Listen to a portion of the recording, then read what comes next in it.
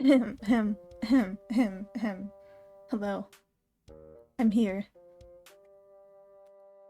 I disappeared for a bit. I disappeared longer than I intended. That's mostly because let me move my mic a bit closer. There we go.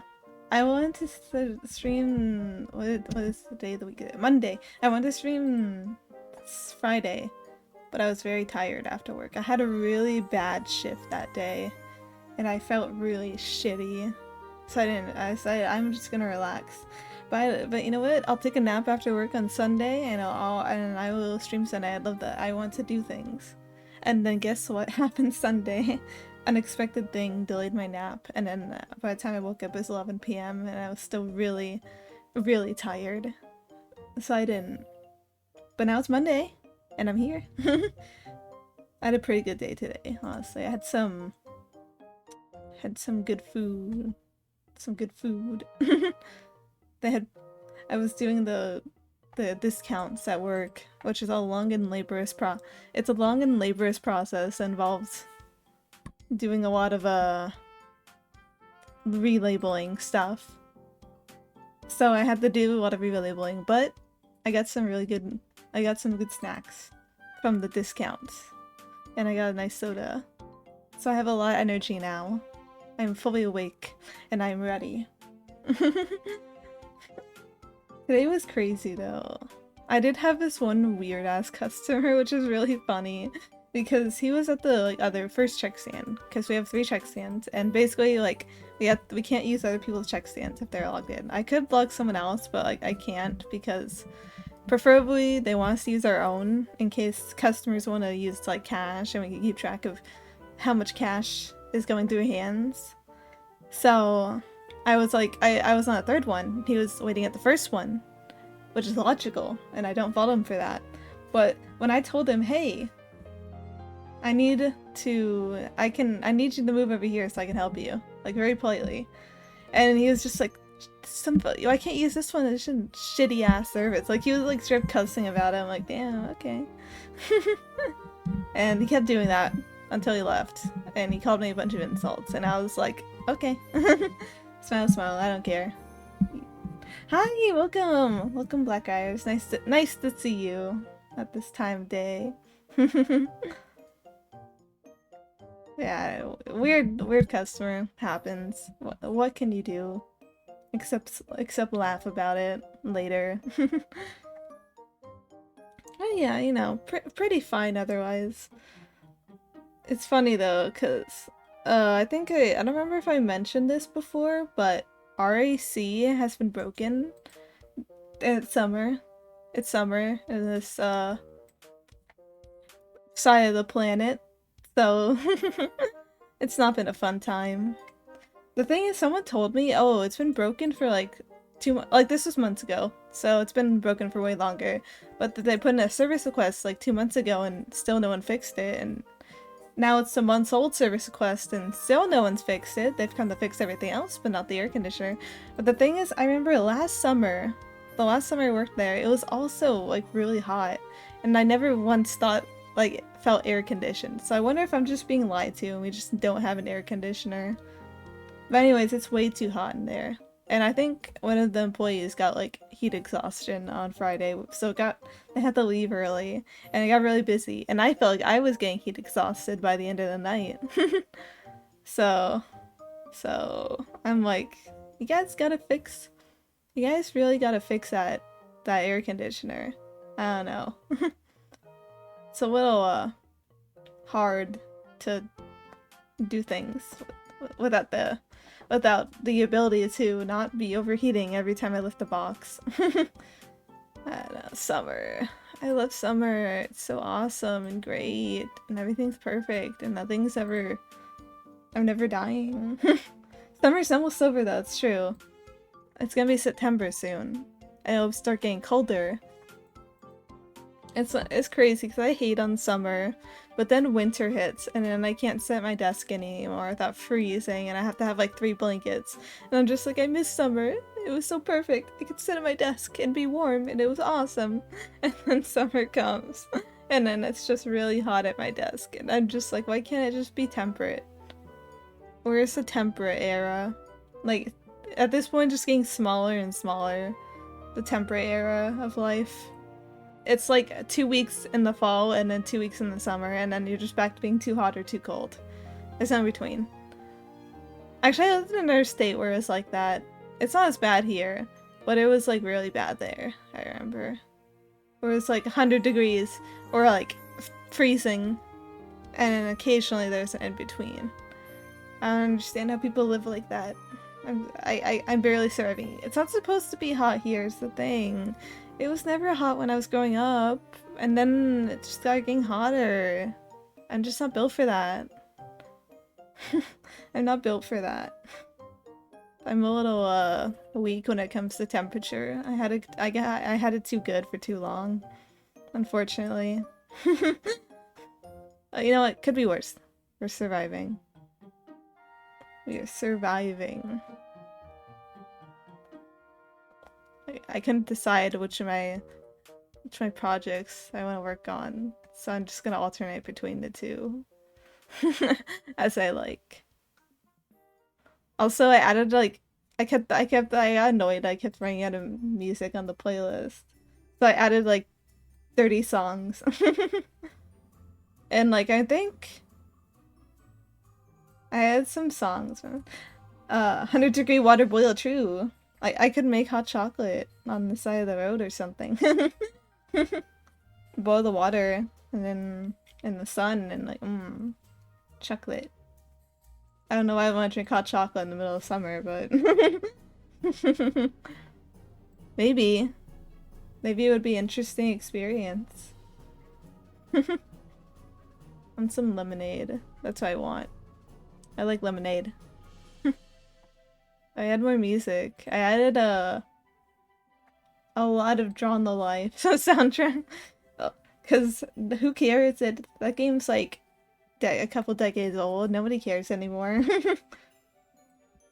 And it has a very good soundtrack. I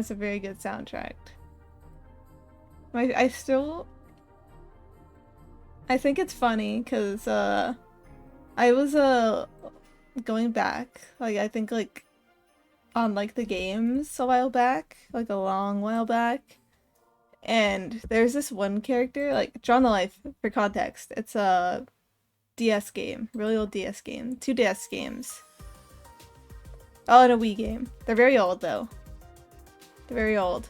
And I realized the main antagonist of the series is exactly like one of my OCs, which is really funny. I was like, wait a minute, you're just my OC. Wait, did I do this subconsciously or what? But I added a lot of soundtracks from those games because I really like those games and they're very good. So now we get to listen to like probably an hour's worth. I added some of the. I noticed I had some like songs that were like hidden now. And I was like, which ones? And I couldn't remember. And I realized it was the ones I added from the off soundtrack. And I'm like, but I thought that was free to use. Did they take down the videos? And I guess they killed the channel that I got them from. So I re-added them. I need to play the re-release. I think it's not a remake. I saw it. It looks the same as the original. But it looks like it looks a little different. And from what I've heard, though, only the soundtrack is like really different. I think the rest of it's just like pretty much the same. So I like to check it out. I did play a little bit of the original, like recently. Like the last time I watched someone play through, and like when it was initially popular, and then like I re-downloaded it on my 3DS because when I was going through all the homebrew apps, I saw they had off on there. I was like, off on the 3DS? So I started playing through some of it myself, and now I'm like, oh, maybe I should just experience it on the re-release. I'll see. Think about it. I'll think about spending money on that, and then I probably won't spend money on that because I have other things I want to save my money for. Like my trip, I need to have money to. First, I need to get currency for the country I'm going to, And then I think I need to get some like supply stuff still. I got the important stuff. I got the cables. I need cables and an adapter. So I got that. And then I also needed a power bank that was like Type C USB compatible, because I'm gonna bring those cables with me and I want to make sure it all works together. I'm gonna keep my setup simple. So I got all that stuff. Because my laptop is a Surface. I mentioned that. I like Surface products to me. And it charges USB, and I don't want to bring the proprietary charger because it's kind of fragile. It's not very built to last, I admit. And it charges through USB-C, and my phone also charges through USB-C. It's like, and my adapter has like 2 USB-C ports. It just seems kind of convenient to just have it all like together like that. Just you know, like Surface. Yeah, that's true. That's true. It is pretty fragile. I was lucky that with my old one, the only problem I had with the fragileness was the keyboard. My keyboard broke, so I kind of had to deal with that for most of the time I used it, like 3 years until I replaced it. But I got the 2-in-1 that has the detachable keyboard, so I'm like, well, at least if I break it now, I could just buy a new keyboard. I heard the screens are pretty fragile too, but I haven't had any problems with that at least. But I don't know, I like it.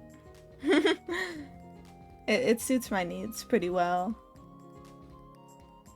And I'm gonna take it with me. So we'll test that. We'll test that. I'll keep it safe. I'll get like a little case for it maybe. I don't know. I'll think about it. It is very portable though. That's true. That is kind of its only pro, but you know what? It works for me. I like the portability. I like having my, not a tablet, but basically tablet. Because it does flip around like a tablet. On the screen does, but it's not a tablet. Yeah, that's awesome. I don't know. I don't like tablets all that much. They're just too much like a phone to me when I see them. I'm just not a fan of it. I'm just not a fan of that vibe. If I'm just gonna get a big screen thing, I just want it to be a laptop. I'm not sure how many people even buy laptops anymore. I feel like people would just use their phone for stuff they would use a laptop for. Unless it's like a... I don't know. Yeah, laptop. You have laptop. Yeah. I know, like, maybe, like, college students? Do college students still buy laptops? I swear I never see people use laptops in, like, libraries and shit anymore. Like, it's always just the phone. You're gonna buy a second one soon? Yes. More laptop. More laptop. I've gone through, like... I remember, when I was in college, my mom liked gifting me laptops, but she always got the cheapest ones, like the bargain bins. And the first one I had, someone bumped into me, like really hard out of nowhere, and like when I was putting my laptop in my bag, and it flew across the room and smashed. So I had to get a new one. It still worked for like a few months, but then it started getting blue screens, and I just had to like let it go. So I got another one that was also from the bargain bin pile, and it never charged right. From the moment I got it, the charger would like not, like the charger that it came with, the very much official charger, would not plug in correctly and it would constantly fall out, and eventually the charger just stopped recognizing like anything, and I had to get rid of it in like half a year. So then I just bought my own laptop new, which is my first Surface laptop, and I was just like, yeah, this is good. I'm fine with this. And then the keyboard broke after a year, which, to be completely fair, I feel like was kind of also on me. Like, it was a very fragile keyboard, I think, and was not suited to last long. And keyboards are always notoriously annoying to repair on laptops, so it's not a great combination. But to be fair, I did kind of bust it a bit because I got really into Genshin, and the keys that busted first were my W key and the Q key, and the E key, those keys, and two of those are like parts of the game, you know, using your like secondary attack and your special attack, and then walking forward. So I think that kind of wore it, playing too much Genshin. So then I had to deal with that for like several years. I just got like an external keyboard basically, and I just had like a big annoying setup, and it was bad. It was psychologically torturous, I think. But now I got this laptop, and I could just replace the keyboard if it stops working, and it's awesome. And I haven't broken it yet. I will say, W is the first to go.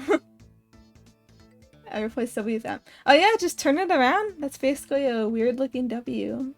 Or a normal looking W, honestly. I think looking over at my keyboard, I'm pretty sure if you just turned the M around, that would just be a W. It's very smart. I should have probably tried to DUI it a bit at least, but I didn't ever really feel like it. I don't know if I trust myself enough for that. Actually, no, wait, I didn't. I sent it in. I actually did send in a repair store at some point, and they were just like, yeah, just get a new one. And I was like, okay. Because I think one morning, like when I was gonna go to work, it just wouldn't turn on, and I was like freaking out about it, but I was like, I have to go to work though. So I went to work, and my dad was like, yeah, I took it to a store because you were so worried about it. And I was like, oh, thank you. And they couldn't, and it just turned on like normal. I don't know what happened. But it turned on like normal. But they were like, yeah, your keyboard's really busted. We can't really do anything about that though. It's kind of hard to repair. And I was like, okay, thumbs up, I figured. I will give my, like, I don't know if I was just lucky, but I dropped my Surface like, I think like several times when I had it, and it never broke. It broke a charger, but it never broke the laptop. And when I put it to rest, aka when I unplugged it and threw my closet, it never caused any. It's still fine. I'm sure if I charged it, it could turn on just fine. But it never broke, you know. It just kind of got very slow and bloated from me having so much files on it. It's weird, because now I have this one, and it has twice the file size, and it's like, how did I fill so many files on my old computer? I still have like over 100 gigabytes here. That's because I also played games on my old laptop, because I didn't have a computer back then, so I downloaded a bunch of games. And I didn't have the heart to uninstall them. But now I don't have games on my computer that aren't... They're very tiny games. I don't play video games on my laptop often. I just can't handle them. Schedule... No, don't... You have to get the time machine out. Don't you really have your meeting? You have to get to your meeting. It's a challenge. It's a challenge for you personally. You have to go back in time. Or maybe you just meant to put it like a year later, obviously. Meeting rescheduled. It's happening in like over a year. Like, no, over a year. Over half a year later. Be there, be square. That's funny. I've had that problem with dates where like people like, no, you've been to the meeting. Yeah, you just forgot. It's just a reminder. Remember the meeting? The meeting. Capital letters, I say. It's it was just like inserted into your memory, like some kind of like alternate universe where you had that meeting. And you come to a universe where you didn't have that meeting, but they expect you to catch up. I remember, like... I don't remember... How long ago was this? 2025, 2024, 2023. I remember, like... Oh. Yeah, no meeting today! Bright side. You know, we could always do with a little less like meetings in our lives. Sometimes like I hear like people talk about like bullshit meetings. I've never done like a corporate or like kind of like desk job in my life. I've always been on on that like not that grind, but I hear about like the like bullshit meetings, especially when it's like virtual meetings and you just kind of like you're zoning out because it's on the computer and like my brain is never I'm not good at doing like digital meeting stuff.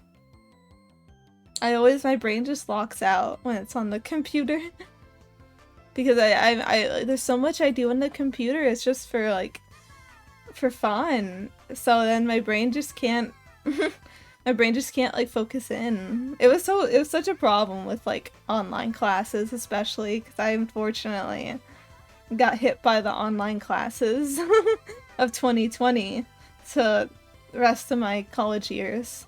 I was lucky to evade it in like younger years, but not there.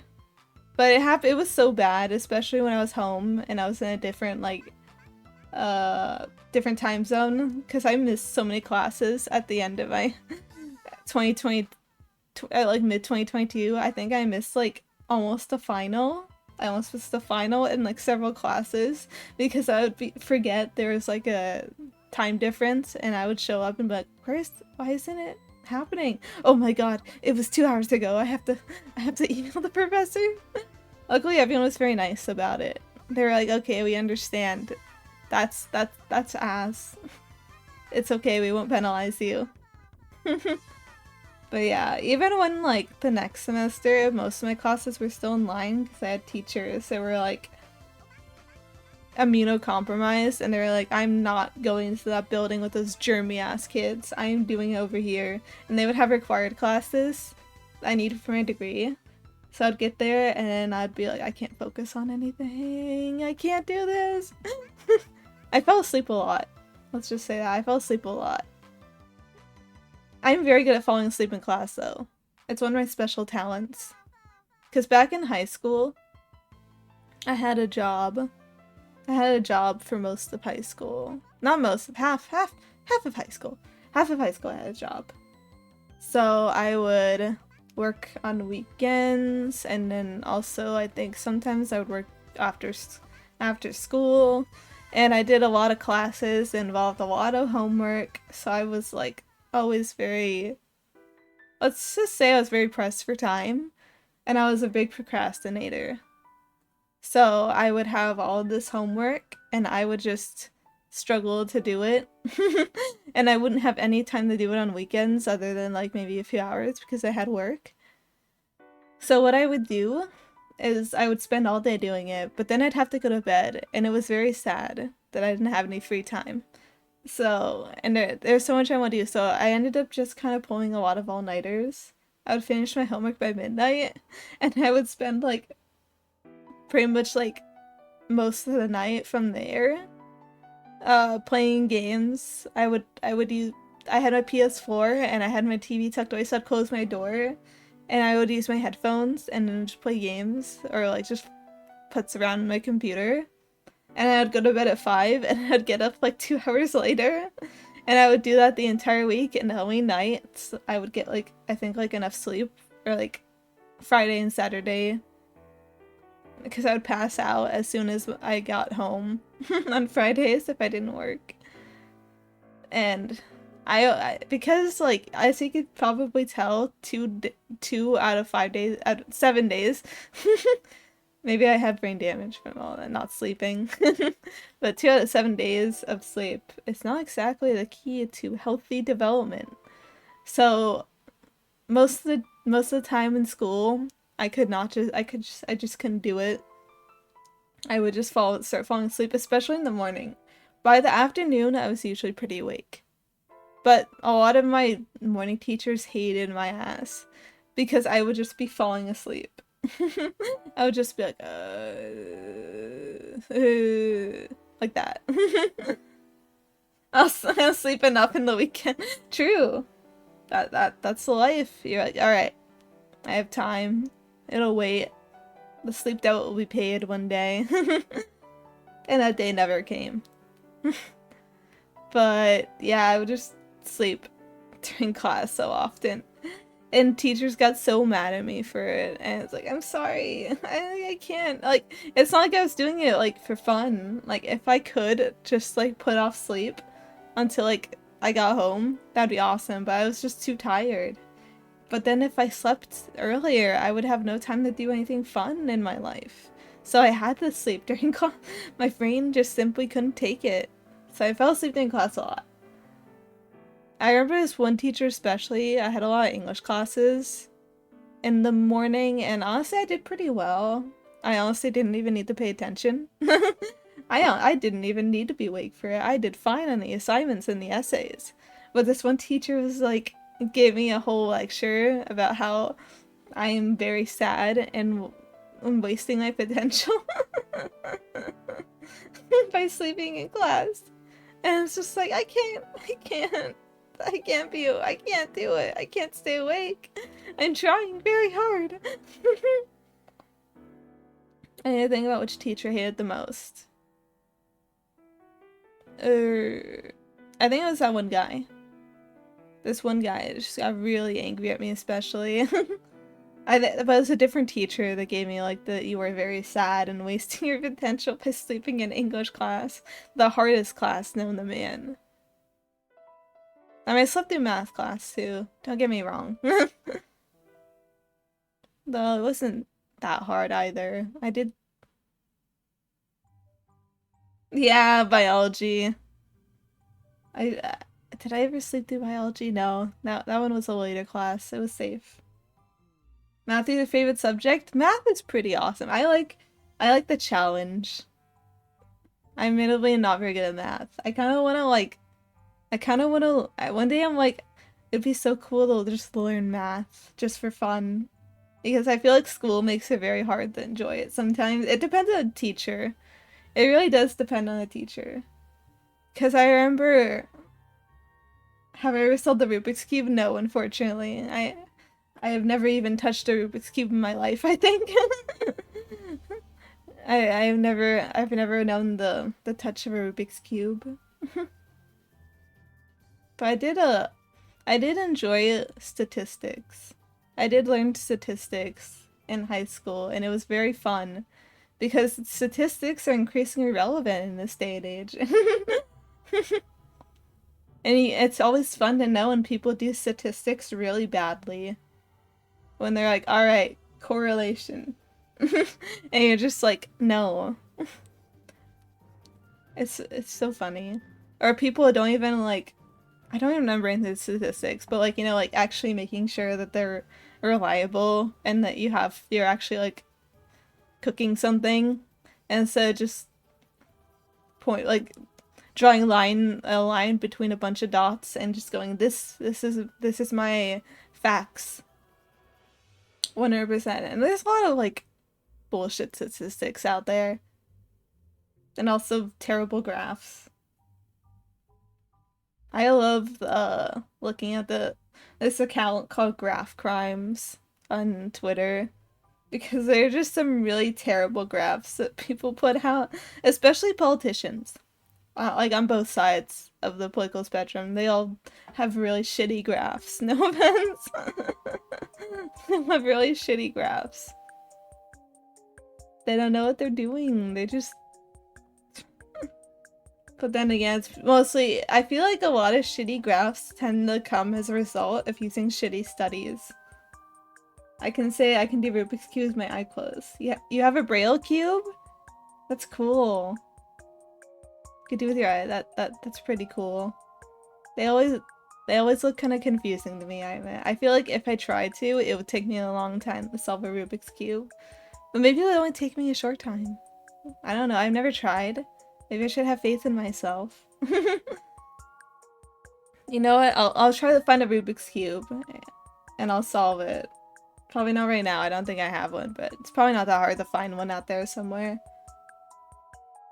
You also have 3 times 3, so 5 times 5. You want to get 6 times 6x. You gotta You gotta challenge yourself. Get bigger ones. I will find one out there somewhere. I'm sure I can. It's not like they're exactly the hardest thing to find. I always see those little videos of like those little puzzles on like YouTube. Little puzzle devices that you could do like little things with. Yeah, I've just been asked 2 to 3 minutes. Ooh. Alright.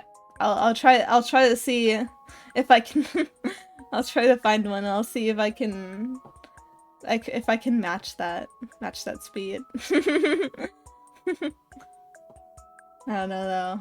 I'm not very puzzle brained.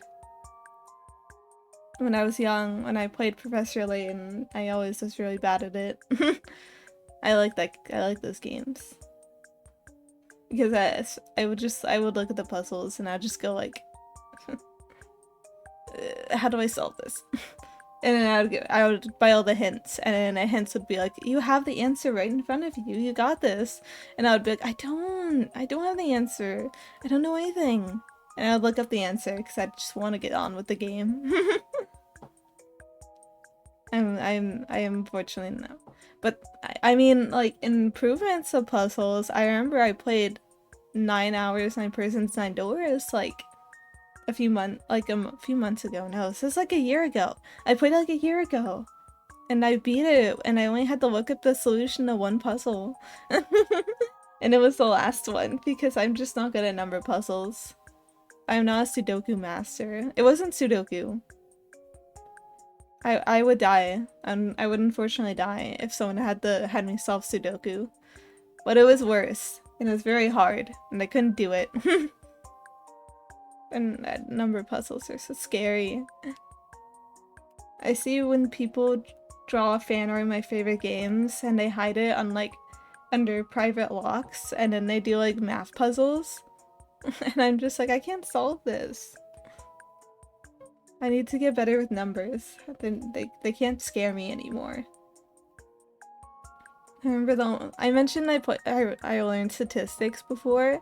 I think that's the only time I ever like really like got into a math class, because I remember I didn't do well in it at first, so I had to do a lot of studying, and I ended up doing I ended up getting a higher grade in it than I did in any other class because I locked in so hard.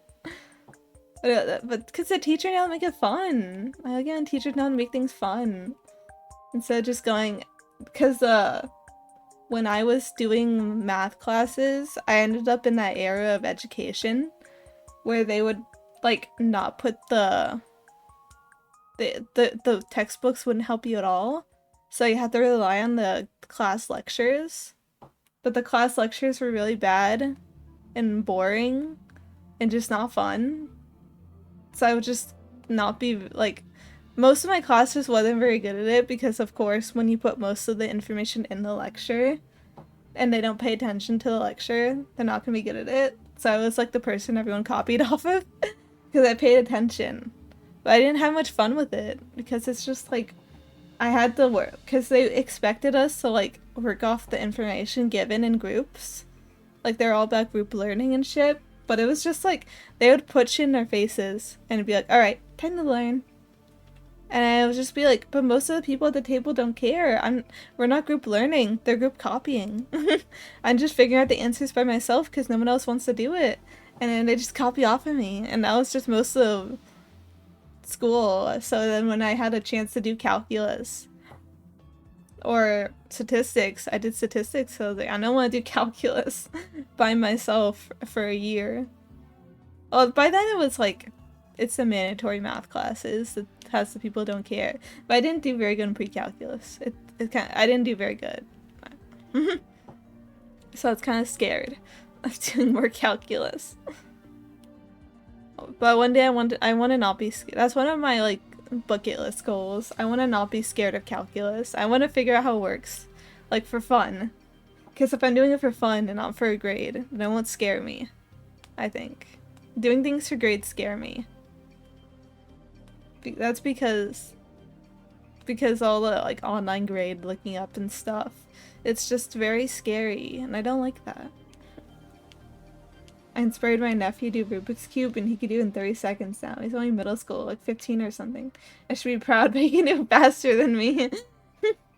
Maybe it's the younger brain plasticity. He's got the mental advantage. And maybe it's just a skill issue. I'll try to I gotta beat your nephew now. I have a new goal. I'm gonna beat your nephew. And I don't think I'll be able to, but I can try. It'll be something to aspire to. Yeah, I don't want to be scared of math. I spent too long telling myself, "Oh, I just can't do math." And it's like, "No, I can do it. I just have to believe in myself. I just be willing to learn and mess up." There's a lot of things in life. I told myself for the longest time that I couldn't drive because I was scared. And I never tried. And every time I did try, I would crash into something.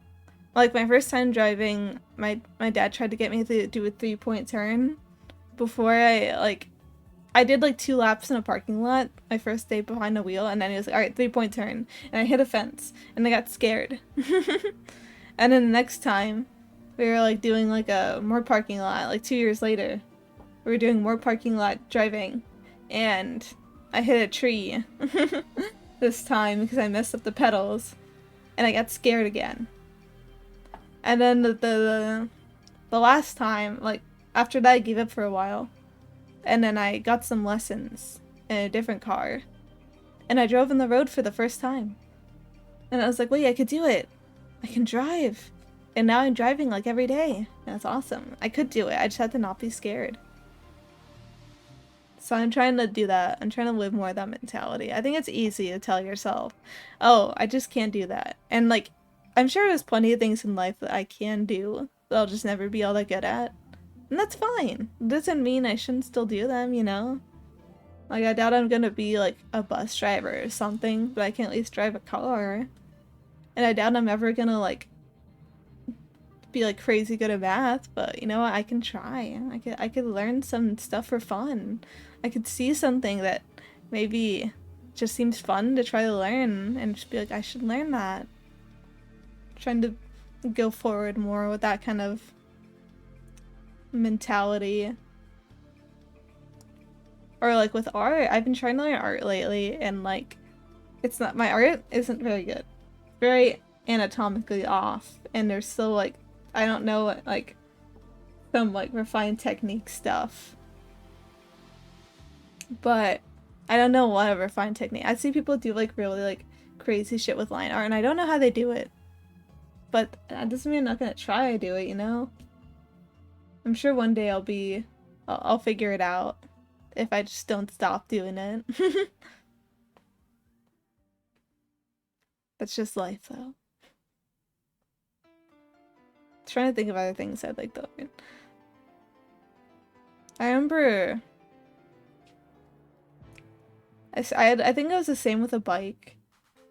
Cause like, I think this was high school or middle school. But it's not like, usually you learn to ride a bike way younger, right? But I never learned to ride a bike. But I had to do it for like a thing, I think. It was high school. High school is a thing, but I think I just wanted to learn earlier. So I went to ride a bike when I was like, I think 13 or something. I had to learn to ride a bike, and it was very hard, but I did it.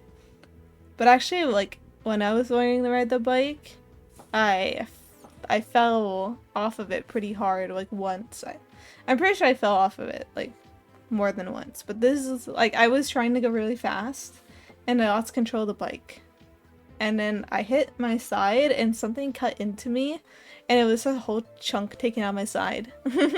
And it healed into a really nasty scab. And it hurt a lot. But I got back on that bike. Even if it hurt a lot. I have some pretty funny injuries though. Like I have a few scars on my fingers. Because at one of my old jobs I had to use a knife a lot. And You know, they say that thing where like you have to wear the cut glove if you use a knife so you don't cut yourself. And then every single time you'd be like, I'm in a rush. This is an easy cut. I'll just do without the knife. You'd cut yourself. Every time you let your guard down, the knife would get you. And I have a few scars on my fingers from times where I just cut myself really badly on something and would bleed for like nearly an hour. Actually, there's one cut I have that's not. I got a different job from cardboard.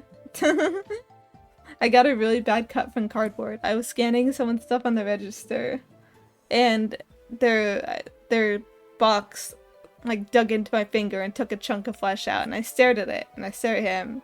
I'm like, I think it's gonna bleed really badly. I'll be back. And I left.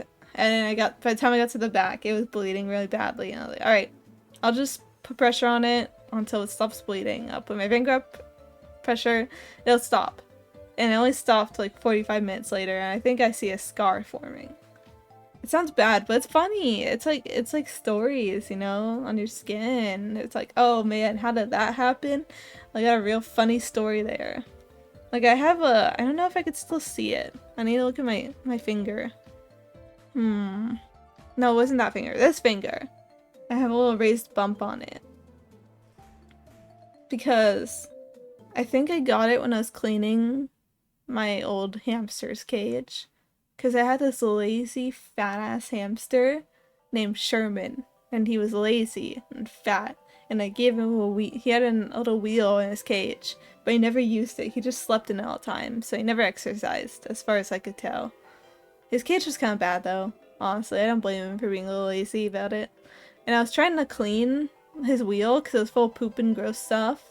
And I was trying to lure him out of his wheel. And he bit my finger. And I remember I was putting it up there to try to, like, wake him up a bit. And he just lunged for it. He went, "Pop!" And I pulled my finger out. I'm like, yeah, that's bleeding. Yeah, I took a chunk of my finger off. Oh, that's not good.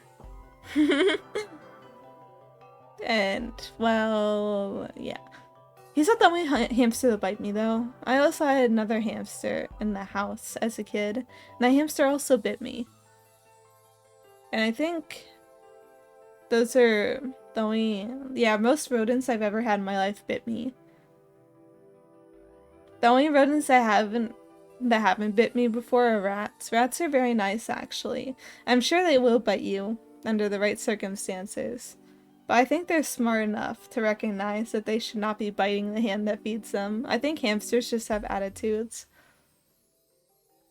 But then I had cats, and I still have a cat. So I have not had any hamsters since.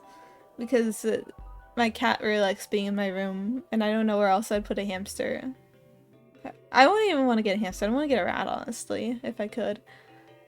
But I don't want to put a rat in my room and have to deal with that when my cat also likes being in my room. I wouldn't want to do that to her. True, under the wrong... I mean, under the right circumstances for someone who wants to see what happens if a rat bites them. I don't know, maybe it's a fun circumstance for me. It's not. It's not fun. But there is one animal I've always wanted to have, but they're very known for biting. But I can't have them for reasons that are out of my control until I go somewhere else. It's a ferret. I've always wanted a ferret. But I know they're very notorious biters. But I don't know how painful their bites are. I think they have, like, rodent-ish teeth. No, they don't have rodent-ish teeth. I think they have, like, little spiky things. Like kitties, kinda. And I think if that's the case, I could probably handle it. Because I've had to deal with a lot of cat bites over the years. Especially because one of my cats is very moody. Like, she doesn't like certain things. If she's with me and I start talking too much, or if I pet her too much, she can go very 0 to 100 and she'll just bite me. So I'm very used to getting bit by a cat. So if like getting bit by a ferret is like the same level, I think I could handle it. But I can't have a ferret for reasons. One of those reasons being I have a cat and I don't want to deal with that, having other animals when I have a cat. It's just hard to deal with multiple animals. And I don't think I'm prepared for that. But also I just can't have a ferret for other reasons. But one day, I do want to get a ferret at some point in my life. It's on the list. It's on the bucket list.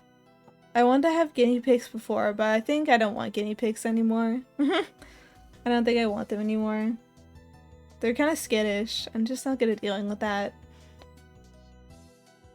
I like rabbits. I never wanted a rabbit, but they kind of give me the same vibe as being like kind of weirdly moody too. I don't know. They're also very social, right? So you have to get multiple. The cats are pretty social too, honestly. I've noticed that ever since our other cat died, my other cat's been very attached. Not that they ever liked each other much, but I think she just really liked having another cat around, and now that there's no other cats around, she's getting very attached. She needs to be next to a person or she just starts suffering. Like people are, like if you do get a cat and it's on and you get like one cat, be prepared to have that thing stuck to you. I mean, I'm sure some cats are very independent. I've seen some cats just not really be about that life. But most of the cats that I think people are a bit not very prepared for when they get a cat, for them to not be a typical cat. Or like what they think is a typical cat, you know? Because cats can be very social creatures. They just have boundaries and stuff, but they're very social. And I think having two cats, if they're the kind of socially inclined cat, is a good idea. You just kind of feel it out, I think. Because some cats want to be the only cat. But I feel like I've seen more cats that really want another cat around than I do like independent cats. But everyone thinks of cats as like these independent creatures. So it's just kind of just saying animals are weird, honestly. You just kind of have to figure it out as you go along. I don't know much about dogs. I don't want to ever get a dog, honestly. They seem very high energy, and I'm not a very high energy person. Like, you have to take them on walks every day, and then when they go to the bathroom, you have to like, it's not like a cat. You can't train them to use a litter box, or could you? Well, most people just let them go outside, and I just don't want to deal with that. Because I think we babysat a dog once, me and my family and I think they would wake us up at 6 a.m. to go to the bathroom. I don't want to deal with that. I don't want to deal with like making like a pee area inside and other potty training stuff. I'd say litter box training isn't too bad, honestly. Like, in my experience, cats are usually pretty smart about that stuff. With exceptions, actually. I just forgot my dead cat had a phase in her life where she just started peeing in a box that was not her litter box. But it was closer, I think, to her. And she just liked it more for some reason, so she just kind of pissed on a bunch of stuff multiple times until we got her to stop. The only reason we got her to stop was because we threw it out and she just couldn't go there anymore. Rip that box. Rip that box. But yeah, I like cats. They're chiller. And they're not complete haters.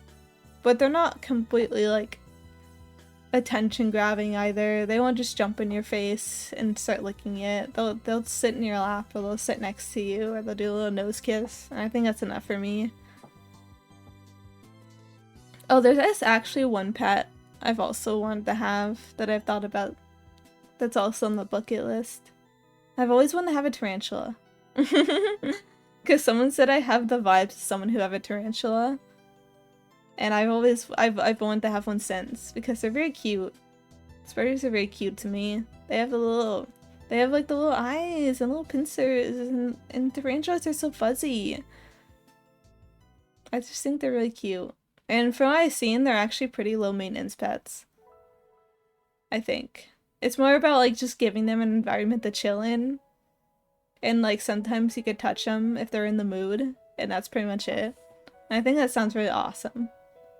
A low maintenance pet, because, you know, cats can be kind of high maintenance, especially mine. She's on We used to have her on the dry food diet, which is less maintenance. But now we have her on a wet food diet, so she'll scream in hunger like every 4 hours. So she, and she'll also scream for attention every hour. Or she'll just jump in your face and demand it. So she's very high maintenance, honestly. But tarantulas seem pretty low maintenance. Most bugs are, I think. They're just kind of sitting there. You don't really do much with them. You're just there.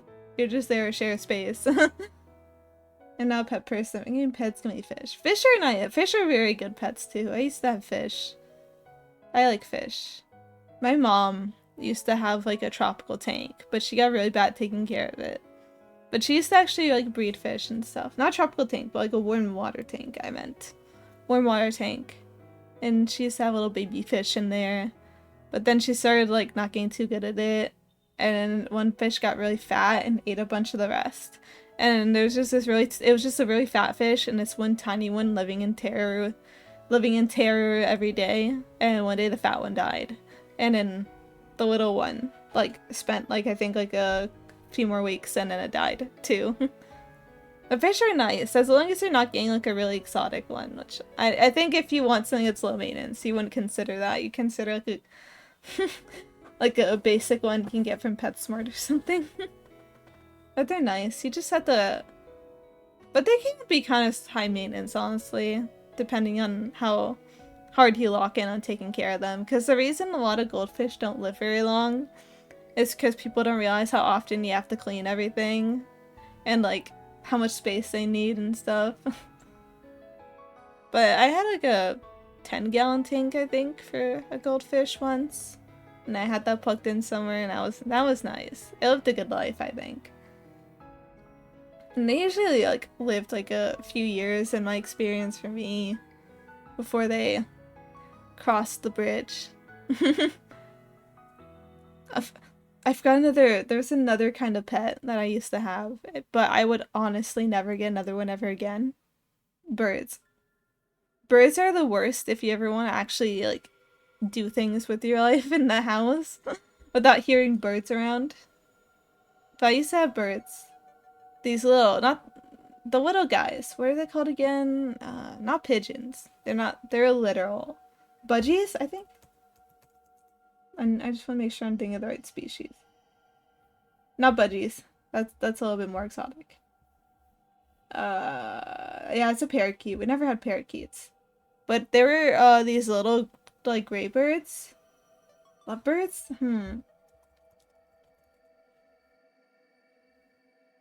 No, not lovebirds. Kinds of popular pet birds. Let me see if I could find. Not lovebirds, not cocktails, not parakeets. Was it a canary? No, it wasn't. Was it a finch? No, it wasn't a finch. Definitely not an African gray. Not a cockatoo, not a dove, not an Amazon parrot.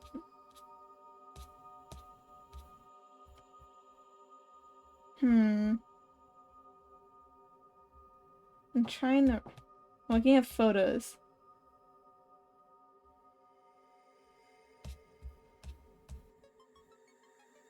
Might have. Oh, finch! It was a fin. They were finches. They're very small, but they're very loud. And we used to have like 2 finches at a time. We used to have 2 finches. And they screamed a lot. A lot of times in the middle of the night. I kind of learned to filter it out over time. Though I think by the fact we kind of stopped getting them after a while, I don't think anyone really actually enjoyed having the birds. I think we just kind of just had birds in our house, so we were just like, we have to have birds. So if bird died, we would get a new bird. And there were a couple times where the birds didn't die, but they would escape because they dent the cage over time. And then we'd let them out a lot for some fresh air. Like we would put the cage outside because we didn't want them to fly away. And they would squeeze out through the gaps and then they would escape. We had a couple escape that way. They're very unfortunate for them. They probably didn't survive out there. But there was one funny incident with the finches. where we had a male and a female, and they had like a baby. They had like a little egg baby. But unfortunately, I don't think we gave the finches a very good environment. Please don't cancel me. I was like 9 when the last time we had finches. But we didn't give them a very good environment, unfortunately. So I think the female got very stressed out and killed her baby. Because the next day, like I think not next day, it took a few days, but she laid the egg and we thought we were gonna have a little baby bird. And then a few days later we found out she ate the egg. She ate the inside of the egg. She broke it and then she ate it. Yeah.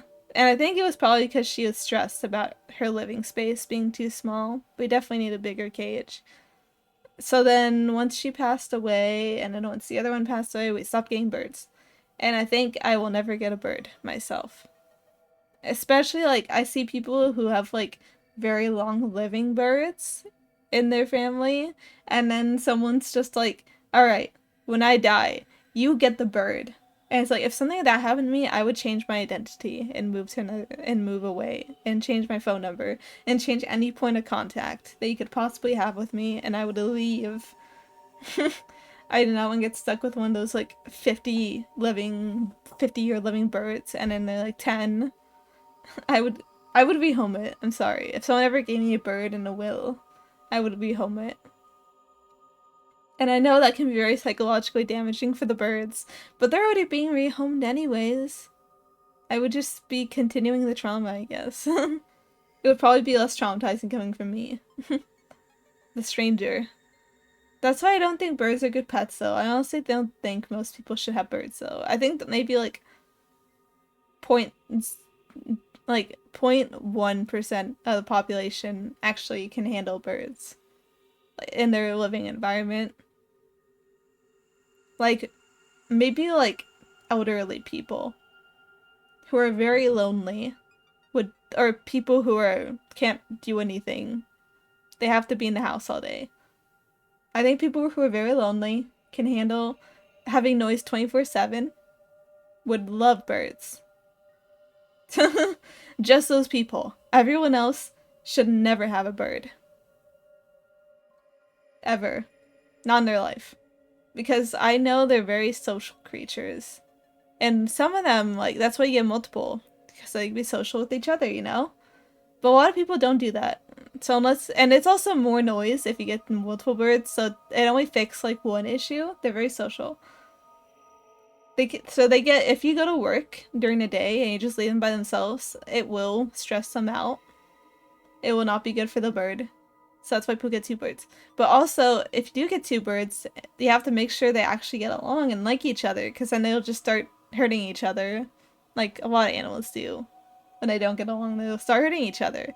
And since birds have to be kept in a contained space, you know, especially, but when you get bigger birds, the bigger you get, I think the more you just cannot get away with a cage. Like, you already have to get a pretty big cage for little birds so they can fly. But if you get a big bird, you're just gonna need another room for that bird. It's gonna need to pay rent.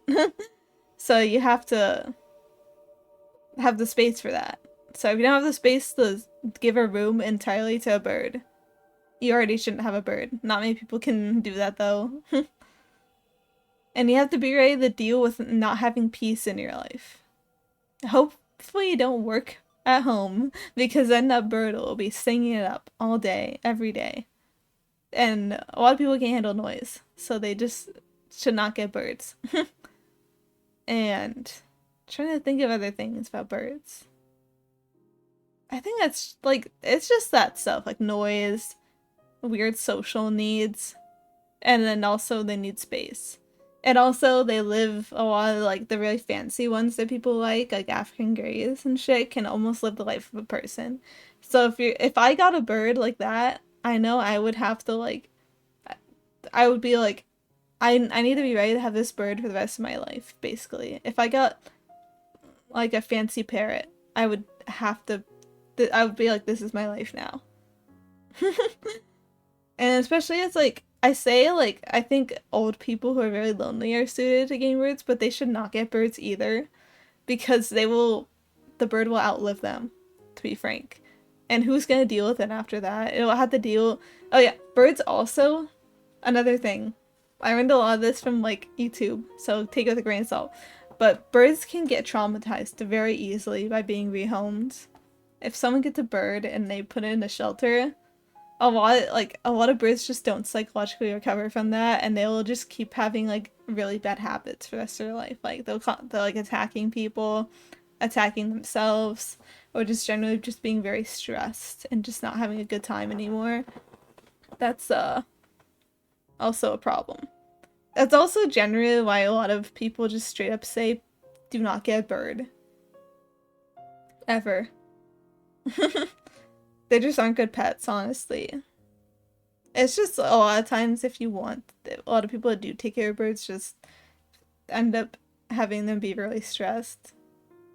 I generally think the birds just are not good pets for almost anybody. It's like you need a combination of the money and like the time. And there's very few people these days that have both of those. So that's why don't get a bird, get like a... Or you get one of those small birds that they don't live very long, but they're very nice. And like, just get two like finches like we had. I don't think they live very long. Get a nice big cage, and you don't even need to get like a room, set aside a room for them. Just give them room to fly. But you have to get a really big cage. They need a room to fly. Because if they don't have room to fly, they start going a little crazy. And hurting themselves and hurting other people. So that's not good. Or they'll damage their cage and just escape, and you'll have to deal with that.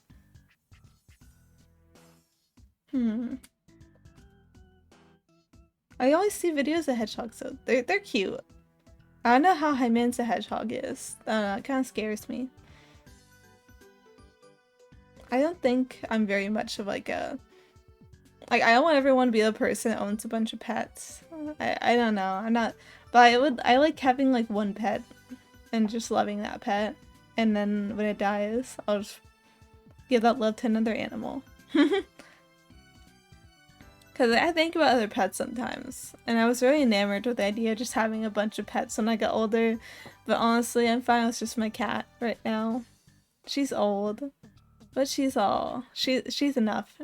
She's enough of a demon that I think I can't consider any other animals. I've been just talking for an entire hour. Not a very productive night so far. But it's fun to think about these things. I like thinking about hypotheticals. I know my mom has told me that if I did get a tarantula, that I have to keep in my room. I don't know if I have room actually when I say that. I'm sure I'd figure something out though. Cause you need like a terrarium, and you need to like fill the terrarium with stuff. Stuff they need. I don't even know what they eat. Probably like little bugs and stuff. Something you get at a pet store. No, I can't think about that right now. I still have my cat. I wouldn't want her to eat the tarantula or have the tarantula like hurt her or something.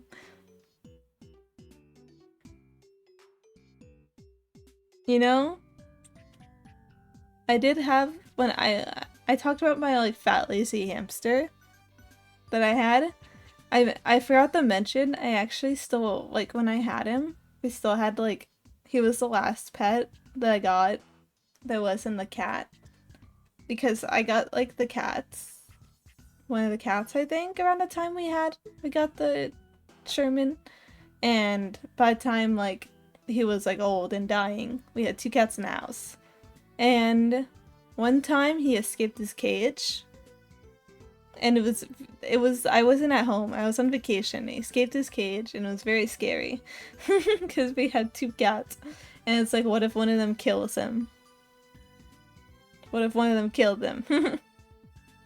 And that was a whole stressful thing. I feel bad for him though, he probably didn't like having the cats around. I tried my best to make sure that he was safe. And for the most part it worked out. He died of old age. But I do feel like he might have lived a bit longer if he didn't have to get a whiff of cat every now and then. You know, some animals just don't like that. Especially like the little like prey ones.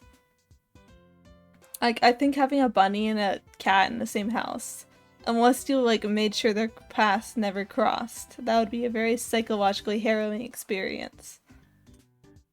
Cause you can't own both at the same. It's just a matter of space and like knowing to separate. Like if you want to have a cat and like some hamsters or mice or rats or something at the same time, or birds or etc., prey animal, you have to like just, this is the rooms where the cat is and this is the room where the bunny is, and never ever let the two meet. That's basically what you have to do if you want to be a good pet owner. You could be a bad pet owner, but one of them, most likely the prey animal, will probably die of stress. Probably die of stress early if you're not careful. Like, you know, like bunnies, their heart can stop if they're just so stressed. But yeah, you can do it. It's just like, you know, you have to have money and you have to have space. And a lot of people don't have that. In that case, just don't. Because, like, you don't have to own animals at the end of the day. They're very much a privilege. It's a privilege to be able to have cute little creatures in your home. So it's better just not to bite off more than you could chew. I know if I got a dog or something, I would not be able to handle it. I know my limits now. I'm a low maintenance animal person. I need a sip of water. My throat's starting to hurt.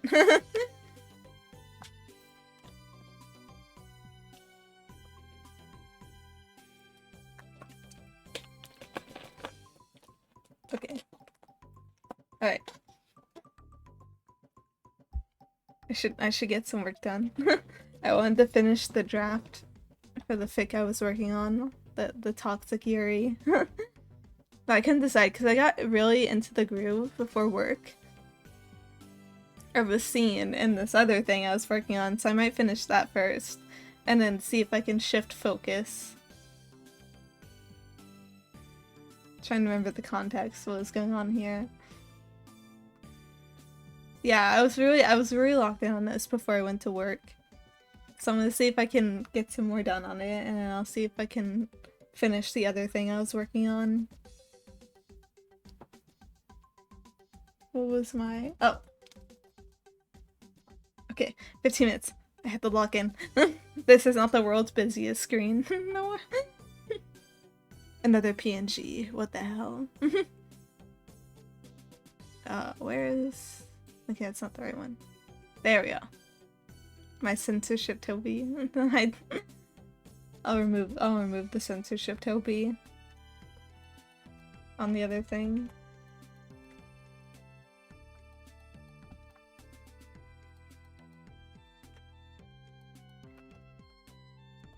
I'll try that. I'll have so much fun. I love working on my little project.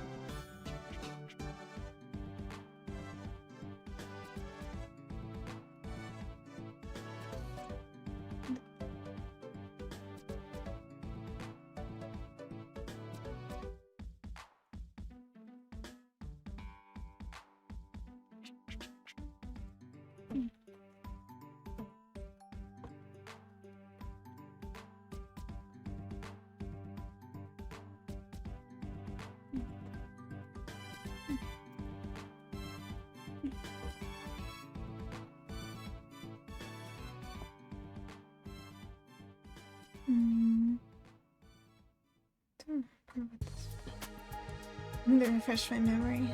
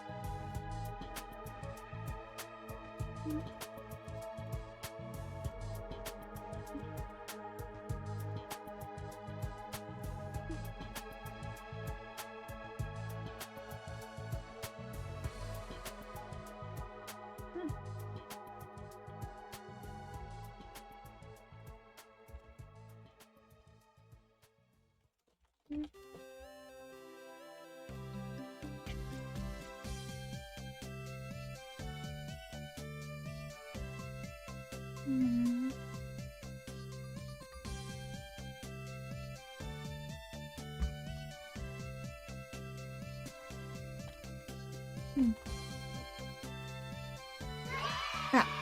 Oh, I got scared. The children saying yay scared me. I jumped. Like, I was so in the zone. I need to read back on some stuff because I don't remember.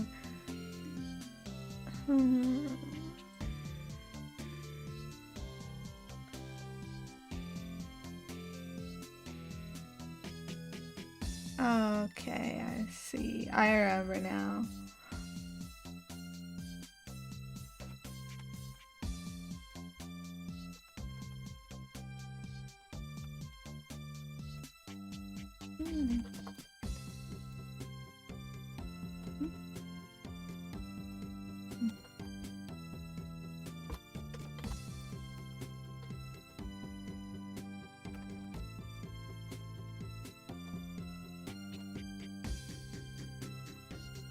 Okay, there we go. That's good. We're getting somewhere. People are yelling at each other. And like when I use teleport in writing, I like teleporting, and it's like that's not a word, and it's like it's a word to me personally. Maybe it's not a word to you, but to my beautiful mind, it is a word. I always like I don't use Google Docs. I use to. But now I hear like the spell check has gotten like really bad and it just keeps having nonsense. I like this one because it's like you could just teach it stuff and it just won't bug you over like it won't bug you over like stuff that you know isn't wrong over and over again. But I remember in college they want us to use Grammarly, and I didn't like using Grammarly then. I wouldn't like using it now, I think. I wouldn't like using it now either. But I didn't like using it then even, because it just made everything sound worse. Like maybe it was being grammatically correct, but it just sounded worse to me. I don't know. Maybe I'm just maybe I'm just very particular because, like, if you read a lot of old literature, I think a lot of it kind of like has its own like little spin on how it uses words, and I don't think Grammarly does understand spirit and voice personally. Then again, it's like, it really depends. It depends, I don't know, because, if you read, like, translated books, like, if you read, like, a translated Russian novel, it's definitely gonna read differently than, like, a native English kind of, like, source. Because I feel like a translation should strive to, like, try to keep as much of the, like, you could make it, like, don't just do direct translations. Because a lot of languages have their own little quirks, and all you can do is kind of adapt to the quirk of the language you're translating to. I do think having a little bit of, like, the awkwardness, like, as long as it's not, like, completely, like, ignoring the original intent of the words. Like, don't be afraid to put personality in it, you know? But I think, like, all translation, like, good translation always gonna sound a little bit like, you know, oh, this definitely came from X language kind of thing. Have a little bit of quirk to that. Like, I read stuff translated from, like, Russian. I've read something translated from Spanish. I've read stuff translated from, German. And there's, like, little quirks to it, I think, to the writing. Translation's hard, though. I wouldn't. I remember the closest I got was trying to. This was back when I still remembered a decent amount of Spanish. I tried translating an event from, like, a private Spanish called Penguin server. Because, like, they had a really good plot going on, but it was only, like, in Spanish. Because it was a Spanish server, so I tried translating it for my friends. I don't think I was very good at it, though. I can understand, like, half of it. And now I'm pretty sure I can understand even less. I was trying to type in a customer's phone number at work, and I forgot that Tresse is not 30. It's 13. So I was like, what did I do wrong? And I was like, and he corrected it for me. I was like, fuck. Cause, like, what? Trinkta? I think that's, is that 30? I don't remember anymore. I don't know. My numbers are really fuzzy. My numbers are very fuzzy. But I'm sure they'll come back to me. I do want to try relearning stuff. I found some, like, resources that, other, like, what's it? It's like like, people go work in other countries, like, like, government resources that, like, alright, you need to learn a language. Here's, like, a bunch of resources on, like, speaking it and writing it and reading it, and you're gonna need to learn this as soon as possible. Go, go, go, go, go. And it has a bunch of recordings and nice stuff. Spanish is nice to learn because it's, like, there's so many resources. It's, like, the second most spoken language. So there's lots of resources on learning it. I just need to lock in. I just need to lock in. I don't know. It's also just really hard if you don't, like, have, like, a people to speak it with, I think, also to learn. Because I think my reading and writing, like, if I lock in, I could probably get good at reading and writing it again. My speaking has always been really bad. Because I'm very shy. IRL.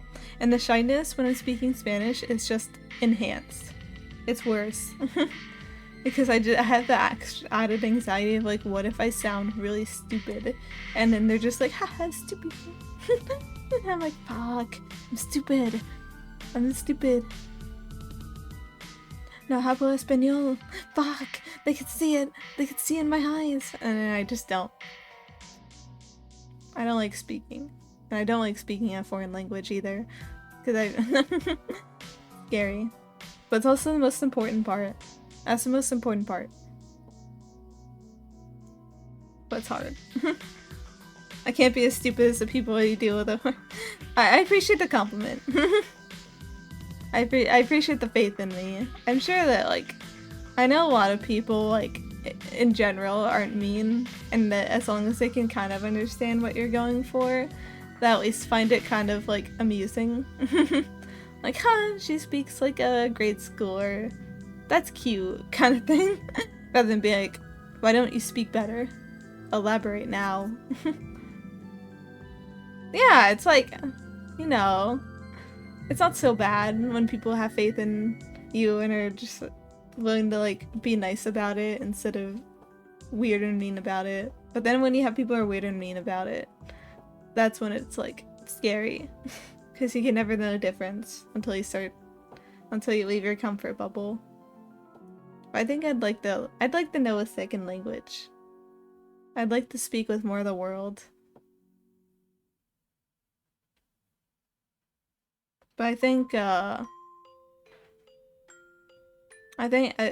would be nice to learn a language that like would be useful to me.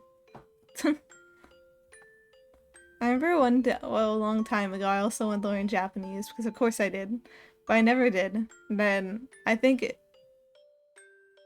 think I ever will because I'm not personally interested like I used to be. It seems like a lot of memorizing and stuff, and it just seems hard, and I just don't think it's worth it for me personally. I don't know. I have thought about like if I do want to learn Spanish, I should try playing like other like games and stuff and try learning from that. Like Pokemon, I think is an easy option for like, because that's like babies. It's written for babies. It's like starting with the writing for babies seems like a good option. I don't know if you could change the language mid-game though. That's kind of that's like that like I had to commit. I have like some old games on the 3DS I could probably do that with because I think that's the ones that let you change the language. Or they all do, I don't remember. I don't know how many of my DS ones even work anymore. I know my old copy of Pearl doesn't work anymore. I had an old copy of Pearl. And I think that one's dead. And I think my Nintendogs are also dead. I also have Platinum, but I don't know if that works either anymore. It worked last time I used it, but you know, games. A lot of them, they're running out of life. I noticed that my copy of Persona Q was also dead like a while back, but to be fair, I think it was defective, so I think it just died earlier. That was just its fate from the beginning, to die. Not much I can do there. But I think generally, most of my games still work. But I might try playing a Pokemon game in Spanish one of these days, just to try something new. We'll see though. I'm thinking about. I need to get up. I have something urgent I need to take care of real quick. So I'm gonna go do that real quick. I'll be back in like a few minutes. Trust.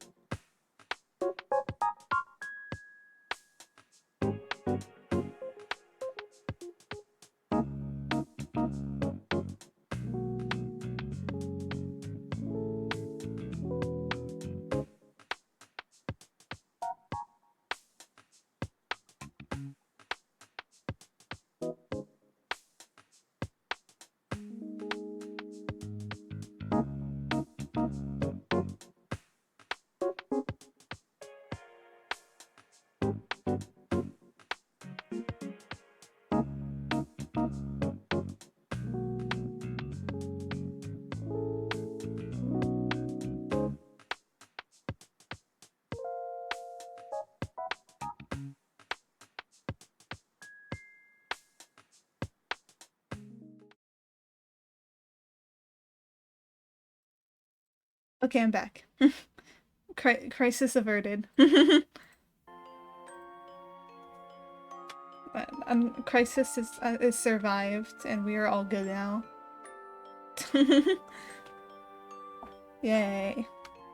I don't remember what I was talking about. The conversation left me. Oh yeah, there's a new... Wait, tonight's Monday. And tomorrow is Tuesday. Okay, it's tomorrow then. I forgot there's a new like Milgram video coming out tomorrow. I'm excited. People can finally stop discoursing about my favorite character and having wrong opinions, and they can have wrong opinions about a different character. I still like him. Fuda. That's what's new. Today's Tuesday, yeah. Oh, it's Tuesday now. It's gonna be Tuesday for me in like 14 minutes, I believe. Oh yeah, yeah, I figured. The working life. The working life in a different time zone. And I finished my working life a few hours ago. I learned. But yeah, I was thinking in terms of Japan time, because this drops on Wednesday in Japan, which is usually like the early morning Tuesday. Early morning Wednesday, I mean. But like basically still Tuesday mentally for me. It's not, the date doesn't change until I go to sleep. Me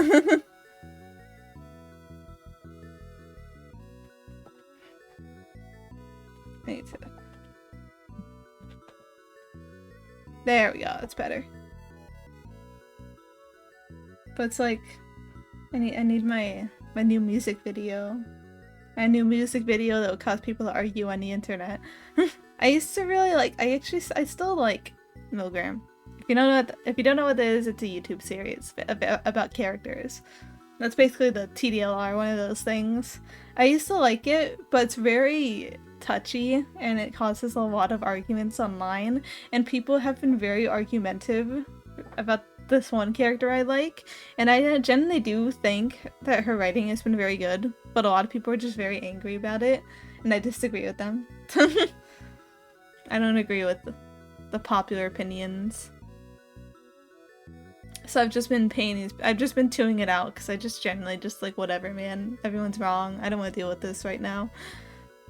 I guess the thing is, like, a lot of people are like being assholes about it, and because they don't know this writer. Like I played his like Caligula effect. I've seen his writing, and it's he treats like the subject matter with a lot of respect. But like, what's people like who only know this franchise have gotten really angry about it, and it's like, whatever. I don't know. I get very touchy about stuff I like. It's been happening with 100 Line recently. Like, I liked, when it first came out, like the game first came out, I would talk with a lot of people.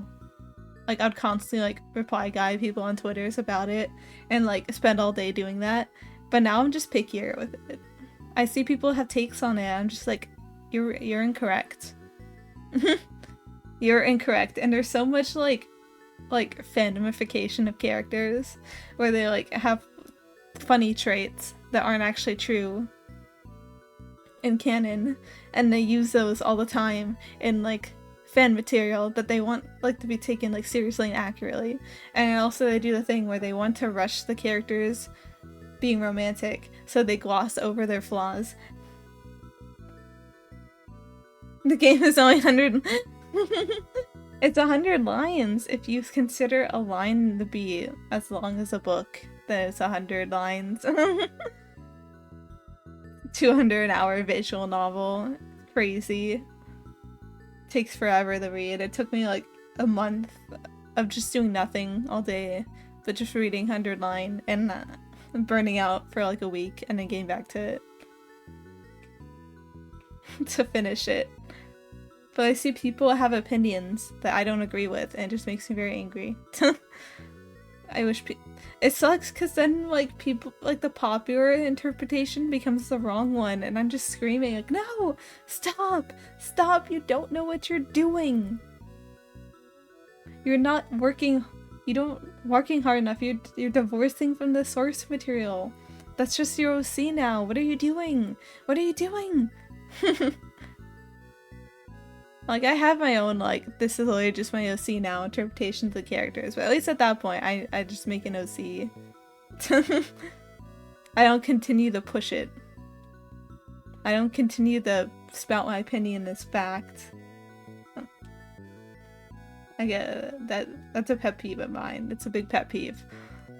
But I don't let it bother me. I try not to let it, like, and, like, I don't complain about it. I don't really see the point in that. People will say things always, and there's nothing I can really do about that. I just mind my own business. I'm kind of glad that I'm kind of glad that oh, what was the game? I have like interests in stuff that like not many people like there's a few games that have very near and dear to my heart that I just never see people talk about. Like, I know those are very popular. Like, Metaphor v Fantasia. I really liked that game. I liked it a lot. It was very popular. It sold a lot of copies. But I don't see people talk about it much, honestly. It feels like unlike the Persona games, there was no long-lasting impact.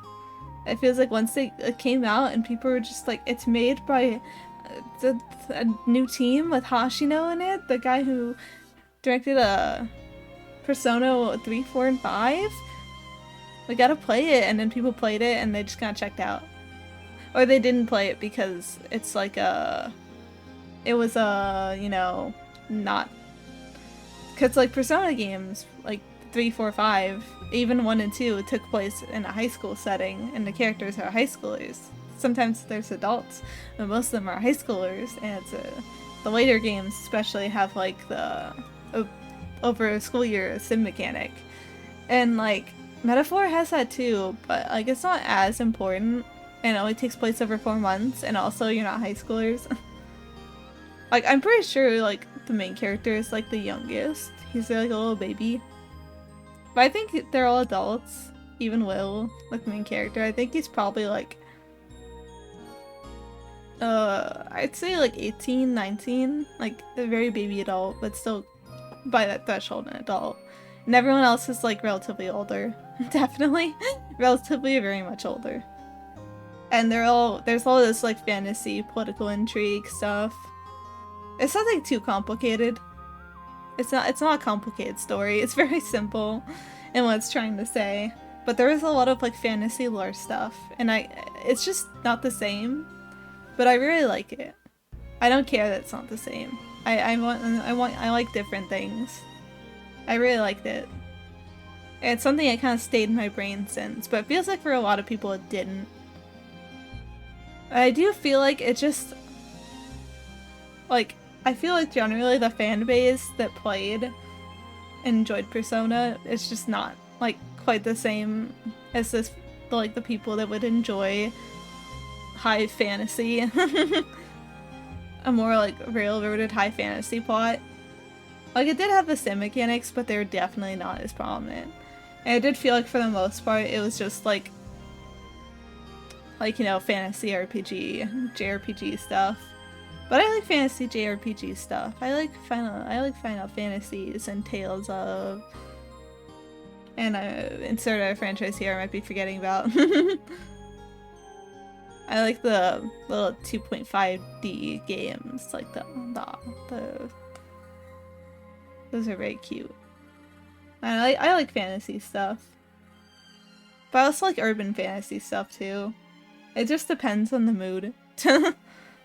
Urban fantasy is very fun though, especially when like the I like Persona is like a very nice, it's a very nice itch for me. I feel like there's no other games quite like them. I enjoy them for the little like daily life and then oh weird magic shit going on. I played Persona 5 on release. I was there before the before the nukes dropped. At this point I feel like with the way fan base is now, I feel like an old head, even though I really wasn't that old head. I'm not really even that old head about the franchise. I'm not even that old head about the franchise, and I feel like old. Because a lot of people got into it when like they released on PC, all the games. And it's like, yeah. I've been here longer than you. I remember, because like my mom got me a PS4 for Christmas one year. And I was like, I don't know what I would ever use it for, and then Persona 5 showing up, like, etching into the side of the screen. Persona 5, Kingdom Hearts, and like a few other games I played on it. Danganronpa, etc. Last game I played that type is Digimon Sleuth. Like the cyber games? I've heard of it. I think those are the ones or like, maybe it's a different one. But the Cyber Sleuth, yeah, that is the right one. The only thing I know about this game is it's the same illustrator that did like the Devil Survivor series. Also did Digimon Sleuth designs. I've heard they're good though. I've wanted to play them. I think I bought like a collection on the PS4, but I haven't touched my PS4 in like ages. I don't even know if it still works, honestly, but I did get them. I could play them if I want to set it up again. But they're on the mental list. I still want to play Digimon Survive one of these days, though. That's the visual novel-esque one. It didn't do very well though, because people thought it would be more game, but it's more visual novel than game, and people don't. Visual novels are very niche. And when I think of a Digimon player, I don't think of someone who would enjoy visual novels most of the time. So it's just, it was kind of set up. Let's be real. Yeah, I know they're making like, what's it called? They have like another kind of cyber sleuth-ish game I think coming out soon, right? I don't remember what it's called, Time Thieves or I mean, it's just more traditional Digimon-ish. I don't know. I'm not much of a Digimon game person. Because I know some of them can be very mechanically obtuse, especially the older ones. They're not very, like, I know like when it's like play a Digimon game, like if you go other than like maybe Cyber Sleuth, a lot of them have like butts. You want to play all the Digimon's butt. You see. I also want to play more Digimons. It's just that a lot of the older games are very, like with Pokemon, they're more accessible. But like a lot of the older Digimon games are very mechanically weird. I always feel like I enjoy the animes more as a whole. Like I like Adventure, I actually don't like Tamers. I don't like Digimon Tamers, I'm sorry. I watched half of it and I thought it was very boring. I also really liked Atmon though, so maybe it's just like a Zoomer brain thing, I don't know. But it had a good plot. It had good characters. Maybe not the ones spouting catchphrases all the time, but I really like the main character and the soccer dude. They were very good. And then Ghost Game is also very good. It's very episodic, but if you don't mind episodic, it's very fun. The main three are very fun characters. Very silly guys. I know like the Digimon is oh yeah, PS1 Digimon I heard is very weird. It's weird and complicated. My dinner was English, but I enjoyed it. I went back to it a few years ago. I feel like it's definitely one of those games. It's like hard to enjoy if you can't get a grasp on it when you're a kid. And since their Digimon games are kind of marketed towards kids, it was kind of just fated to not survive. I don't know. Digimon games are just a weird mixed bag.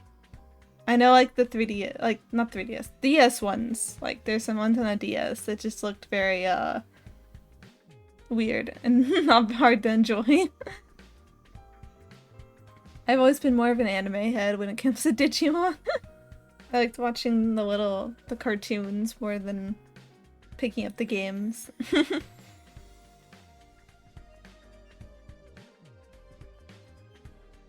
But yeah. What was I talking about again? Oh, I remember. Original topic, my PS4. But yeah, I have the 2 Digimon games. I don't remember what other games I have. I had the Kingdom Hearts collection. I wanted to be all the games on Critical, but it's been ages since I've touched. I was playing through Kingdom Hearts 2, and then I haven't touched it since. I'm not about that level 1 life. I was just doing it like just Critical normally, because I'm not very good at action RPGs, but Kingdom Hearts honestly isn't that hard. It feels like a very accessible. It's very, at least Kingdom Hearts 2, I feel like it's very accessible if you're not very good at action RPGs. But I remember when I beat Kingdom Hearts 1 on Proud Mode, that was actually, I don't like not Proud Mode. I don't like Kingdom Hearts 1 combat very much. It's very weird for me. As soon as I beat the main game, I did not even try it with like Sephiroth and whatever the fuck. I just put it down. I couldn't do it. Maybe one day I'll go back to it. But I just found the combat very weird. Kingdom Hearts 2 is a bit more fluid. I like that. And I liked Kingdom Hearts 3. I'd still defend that game. I like it. I did a tier list, I think, of the worlds across the franchise, and my thing with Kingdom Hearts 3 is that it has very high highs, in my opinion, and very low lows.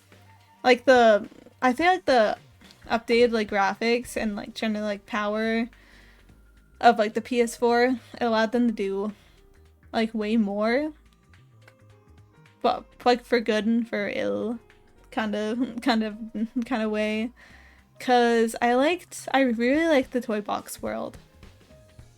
I really liked Corona, which is the Tangled world, the Kingdom of Corona.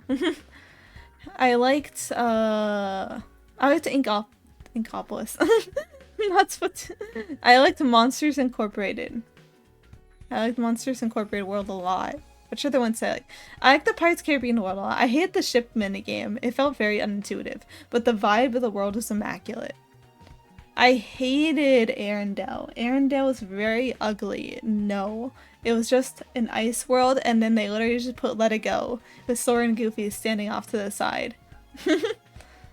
It's very ugly and boring, and it made me want to cry. I really hate San Francisco. I see people gas it up all the time, and I will never understand it, because it's literally just a big empty city. It's a very big empty city. And it just feels so devoid of life, and I hate it. I hate it. There's no explanation for why it's so quiet. It doesn't make any sense. It takes me out of the immersion. Why is it just make it smaller and then animate some people walking around? I don't know. If the Switch could do it, then so can you. PS4. Oh, you played One Kingdom Heart? You don't remember which? Do you remember anything about what was happening in it, or was it like, do you remember like any of the worlds? I don't know how much I will narrow it down depending on the world, but I'm curious. I also like games with cutscene conversation. I love story games. I like the story of Kingdom Hearts a lot. A lot of people say it's very confusing, but it's actually quite simple to me. It's simple as long as you like at least play all the games. Mickey Pluto. Okay, yeah, that could be quite a few games. I can't. Maybe like 1 or 2, I'd say. Because I doubt it was like a DS game. 1 or 2, maybe. Because I don't think they're in all the other ones. There's AI Dart. Okay, yeah, that's either 1 or 2. That's the Heartless, the main enemy of the game. PS2. Yeah, 1 or 2. That's both the Kingdom Hearts 1 and Kingdom Hearts 2 came out on PS2, so it has to be one of those, I think.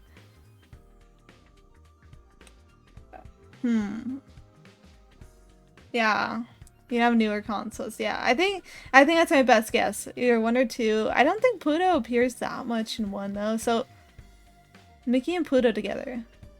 Okay, yeah. I think it had to be Kingdom Hearts 2. What am I saying? Mickey doesn't even appear in Kingdom Hearts 1 until the very end. I think it's because like legal things. They couldn't have him appear in the first one too prominently. So it just kind of appears as a silhouette, and then Disney was like, fine, you can use Mickey as a major character in your game.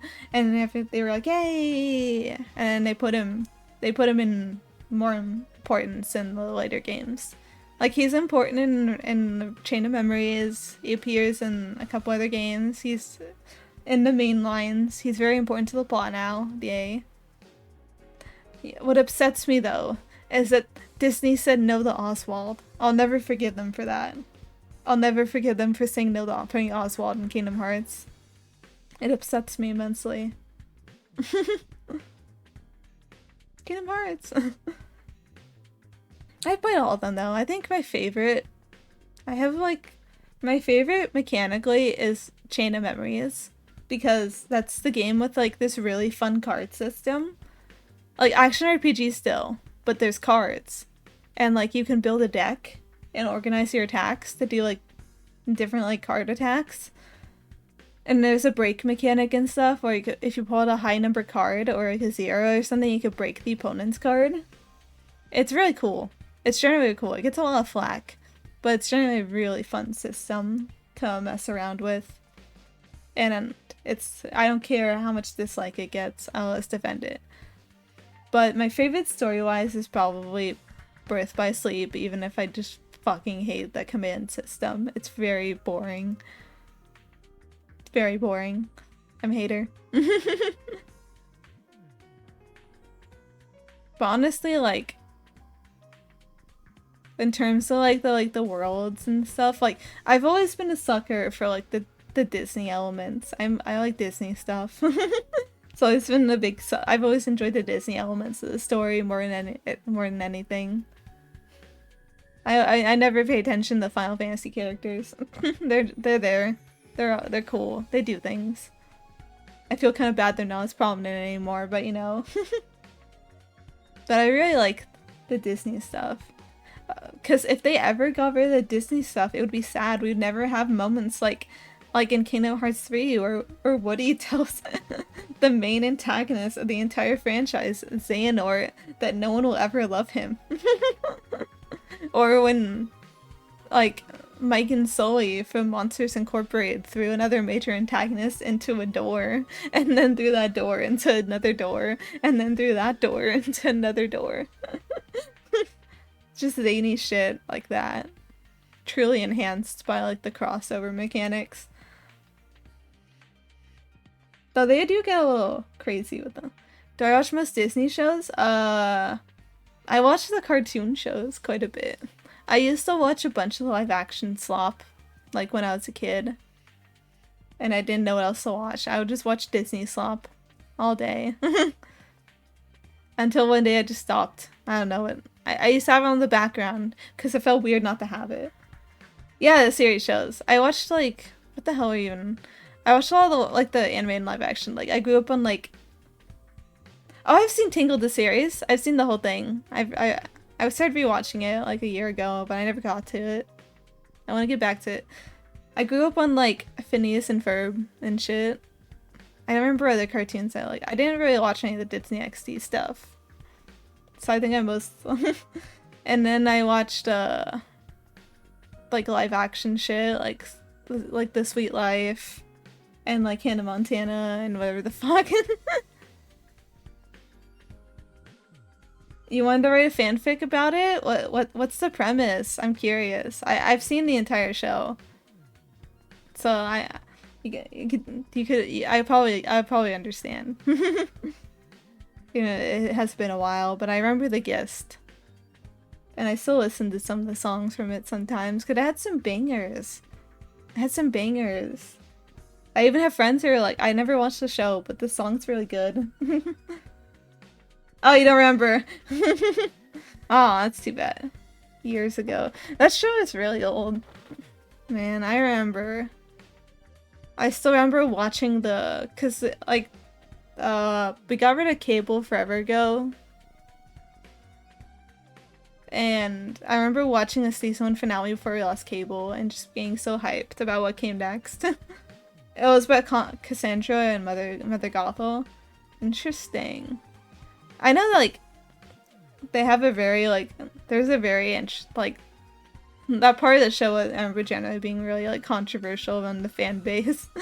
Because a lot of people, like, depending on who you ask, it's either, like, annoying and contrived, or like, wow, this is actually really interesting. And shows like, because like Cassandra's a very irrational character, like as a person. Like she's the kind of person who seems like she has her shit together, like unbothered, and she wants to be, but she's not really at all unbothered. she's not. She's very much affected by things and very much prone to just getting, like, really irrational about shit. Like how she, like, basically, like, shits on Eugene for most of the show. For doing the things that she then proceeds to do in season 3. For being... just because he was, like, stole shit once. And I find that amusing. I find that deeply amusing. It's very hard for me to get me to, like, get annoyed by characters, honestly. I don't get hung up on like, oh, but that's not logical or rational, because people aren't very logical or rational.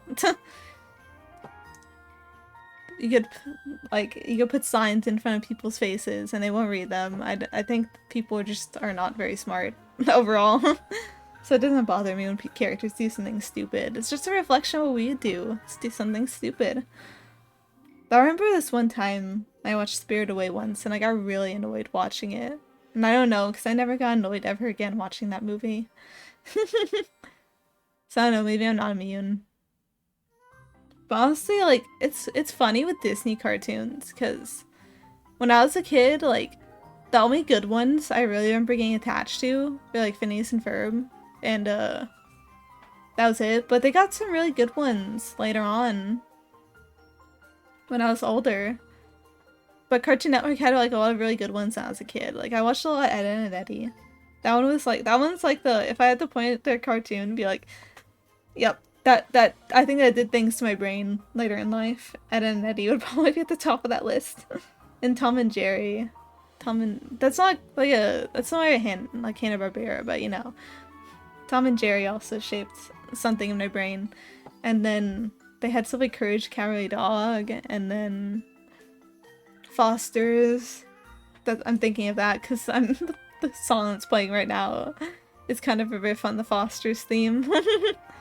And then, what else? Dexter's Laboratory, Powerpuff Girls, that kind of stuff.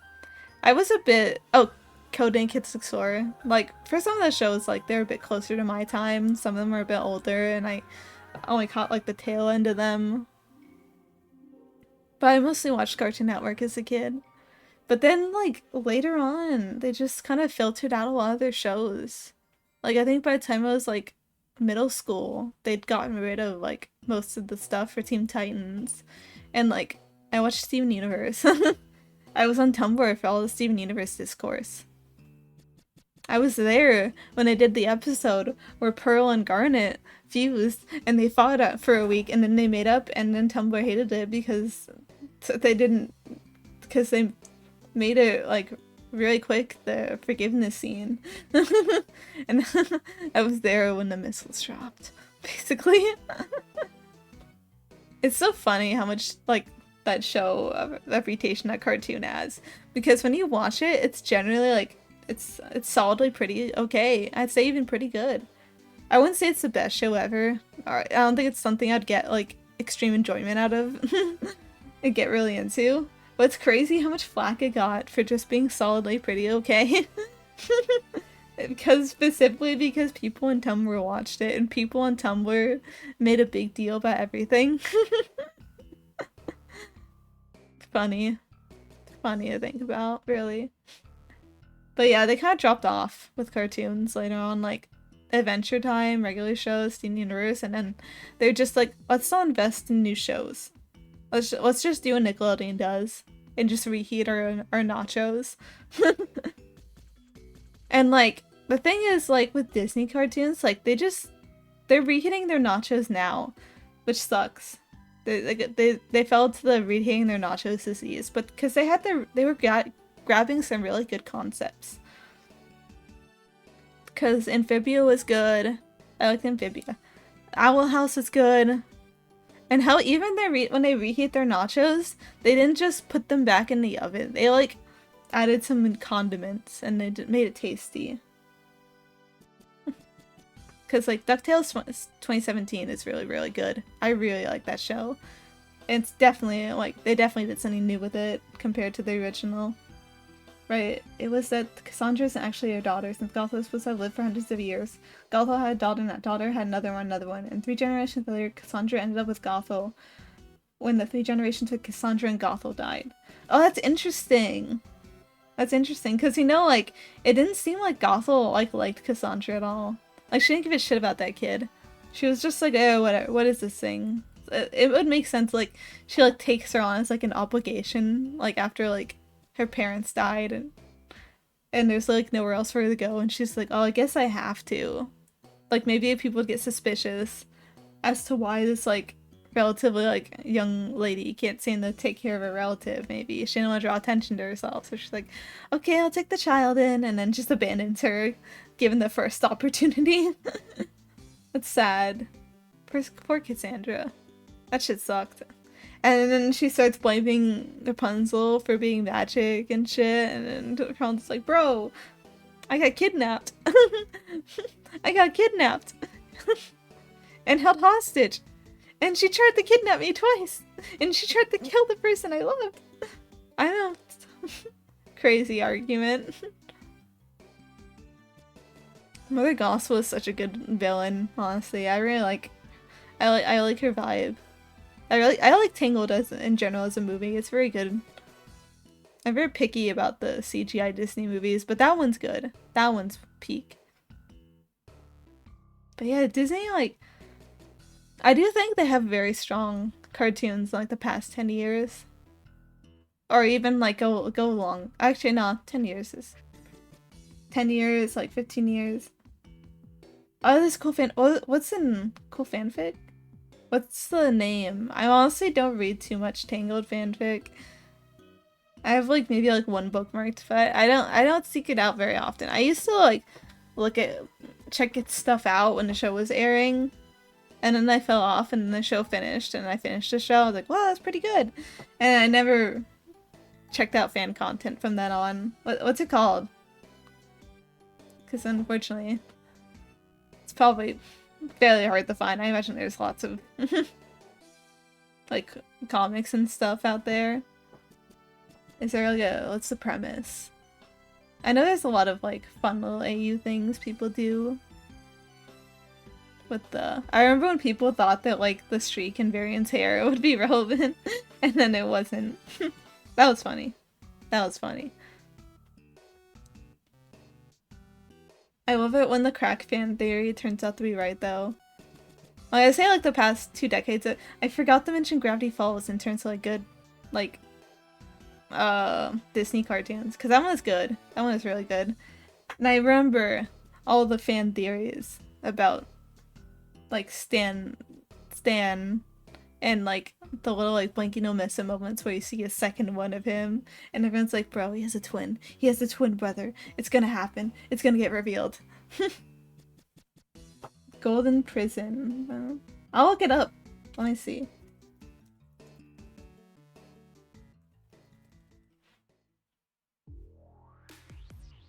Oh, I see it now. The best. It's gonna have a hard life for his stepfather and keep.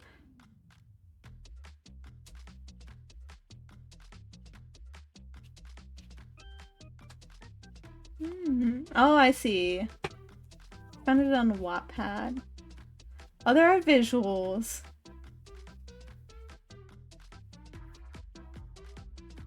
Interesting. What is going on here? The art's really good. Yeah, the art's really good. It definitely has a very fanfic-y premise. I can't say I entirely understand, just skimming it, what's going on. But the art's really good. They have very good faces, I think. I like them. I like that kind of style. I respect people who can draw good-looking faces, honestly. Drawing faces is so hard. Figuring out where the eyes should go and the nose and everything. Like, looks so easy. You draw the guidelines, but then it just looks off. I feel like I could draw 100 faces and maybe one of them look kind of okay. But yeah, I like that when people put little visuals in their fanfic stuff. It's very neat. I kind of wish AO3 made it easier with that kind of stuff, because I know they're like, some people can get very report happy with if you put too many images. Which is probably why they post on Wattpad, but yeah, there's a lot of like fun fan content from Tangled. Honestly, in general, like a lot of Disney cartoons have a lot of really fun like fan content stuff. Like I was talking about Gravity Falls had like a crazy amount of theorizing, which to be fair, they encourage the theories, even if they did kind of like make stuff up. They threw stuff in and were like, all right, we actually didn't know what we were gonna do with this. It just looked cool. And we made a plot. And they made one of the best antagonists ever. But I remember with Steven Universe, there was that one theory, the Rose's Pink Diamond theory, and people were like, psh, that's not true. It's not gonna happen, even though it was very much, the story was very much keying in it was gonna happen. But unfortunately, we're in the online era of people who think predictable twists that if you can predict them in any way, if you can theory craft your way into a twist, it must be bad. So it got a lot of flack. But it was honestly a really good twist. Because like I said, it wasn't obvious. But it also wasn't, like, impossible to figure out. Like, if something's, like, very obvious, it's like, whatever. But if you can figure it out, that, like, it's BS. Like, it's happening. It's cool. Like, with, going back to Persona. I remember with Persona 5, one of the big twists is very obvious. Half of it is obvious. And then, like, the other half is gets very small hints. And then there's one thing that, like, is you can kind of, like, catch on to. That's very weird. And the funniest thing is that when you get past that twist, it's like you get the obvious bit, which is that X character is going to betray you. But then you get to the other half, where it turns out the other characters sleuthed out that they were gonna betray them, and then proceeded to betray him back through like series of conniving plans that were very, like, I'd say like carefully like hidden from the player, but also you could definitely like notice them based off of like little cues and weird things that characters did. I love stuff like that. Because too many people like try to be shocking. They think they hear twist, like the audience can't see it coming, but like they should be able to. If they're trying very hard, they should be able to. It's a fine line. You have to make it not too obvious, but also if you just make it come out of nowhere, then it just kind of becomes like, what are you doing? I don't know, it's hard. Mystery stuff can be hard. But also, and on that note, I remember, I talked about DuckTales 2017. I really like DuckTales 2017. As someone who cannot jive well with old Disney cartoons, they did very well with that reboot. And it's funny because, like, one of the staff made a compilation for how many times they foreshadowed, like, this big twist at the end, and it was very funny. Because it was, like, some minor hints, but it was like, it's true. And then, what I think there's also some stuff with like the Owl House had some very fun like little background hint stuff. Oh, you never heard? I think it was like a Tumblr thing mostly, because that's like where a lot of the show discussion took place. Yeah, people got really angry about that twist. I wasn't really actively watching the show at that point anymore. I remember being people so angry because like you could figure it out through like watching the show. That makes it bad. But I think honestly it's just because people hated the show. And because people hated it, everything it did was bad. Basically. But I don't think it was a bad twist. I think it made sense based off of, because Rose Quartz is a very flawed person. So it makes sense, I think, that she would have that kind of, she would have, like her like upbringing as a diamond would bring about some of her flaws that she shows in the show. Yeah, like it's very much something that you can like figure out if you're paying attention. And it's not bad. I think it makes her more interesting of a character than just being like, oh, she's this awesome revolutionary and she has no flaws and she's perfect. And the show goes, no, she wasn't actually all that perfect. She had problems like anybody else. Such as the poor ass gem she left behind on a planet for many, many years.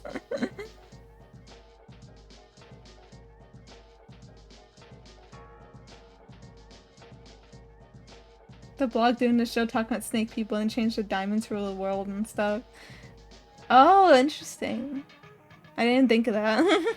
It's been a while since I've seen anything from the show. I don't think I ever properly finished it. I did pick it up back. Pick it back up, I mean. But like a while back, but I never properly finished it. But I do know like pretty much the gist of everything that happens. Just by osmosis. I think it had the potential, if it didn't get cancelled, to be a pretty like well-remembered show. Because like Cartoon Network was just kind of cooking in that era generally, before they stopped investing in like new shows, and they started kind of killing all their shows early. Cause like I heard Regular Show was really good. I've never seen it. I've seen some episodes, but my parents were like not. I wouldn't say they stopped me from watching it, but like I couldn't catch new episodes because of bedtimes, and then I just never caught on to it from that point because I just never held much interest. I missed a bunch of the early stuff and I just didn't care anymore. But I really liked Adventure Time. I watched a lot of Adventure Time.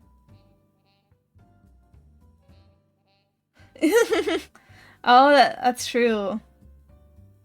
I don't know. That's interesting. I like that song a lot. It's very good. I still remember like they originally like drew like I think like the storyboard for it, and then like they heard the amazing singing and they're like, fuck, we gotta redo this. We gotta make it more emotional. We gotta do this song justice. And that's really cool, I think. They had Rebecca Sugar is kind of like a really very pretty good songwriter. I like her. I like their stuff. I remember I heard some of their songs on like Adventure Time. I have a very funny dynamic with Adventure Time because I rewatched the entire show like a couple years ago when they released Fiona and Cake. That got me back into the show and I decided to rewatch it. And I kind of fell off around the end of the airtime because it was around season 6, I think. I fell off Adventure Time because they had this one episode that was just so nothing that I kind of just dropped the entire thing. It was an episode of Ghost 5 and it was so nothing. That just made me angry. You didn't get into Adventure Time? Aw, it's sad. It's a good show. I think it still holds up. Like, I think the first like season or so can be kind of rough to get through. It's very like how do I describe this? Episodic like silly, like kid goes on an adventure and then the princess kisses him for his good deeds.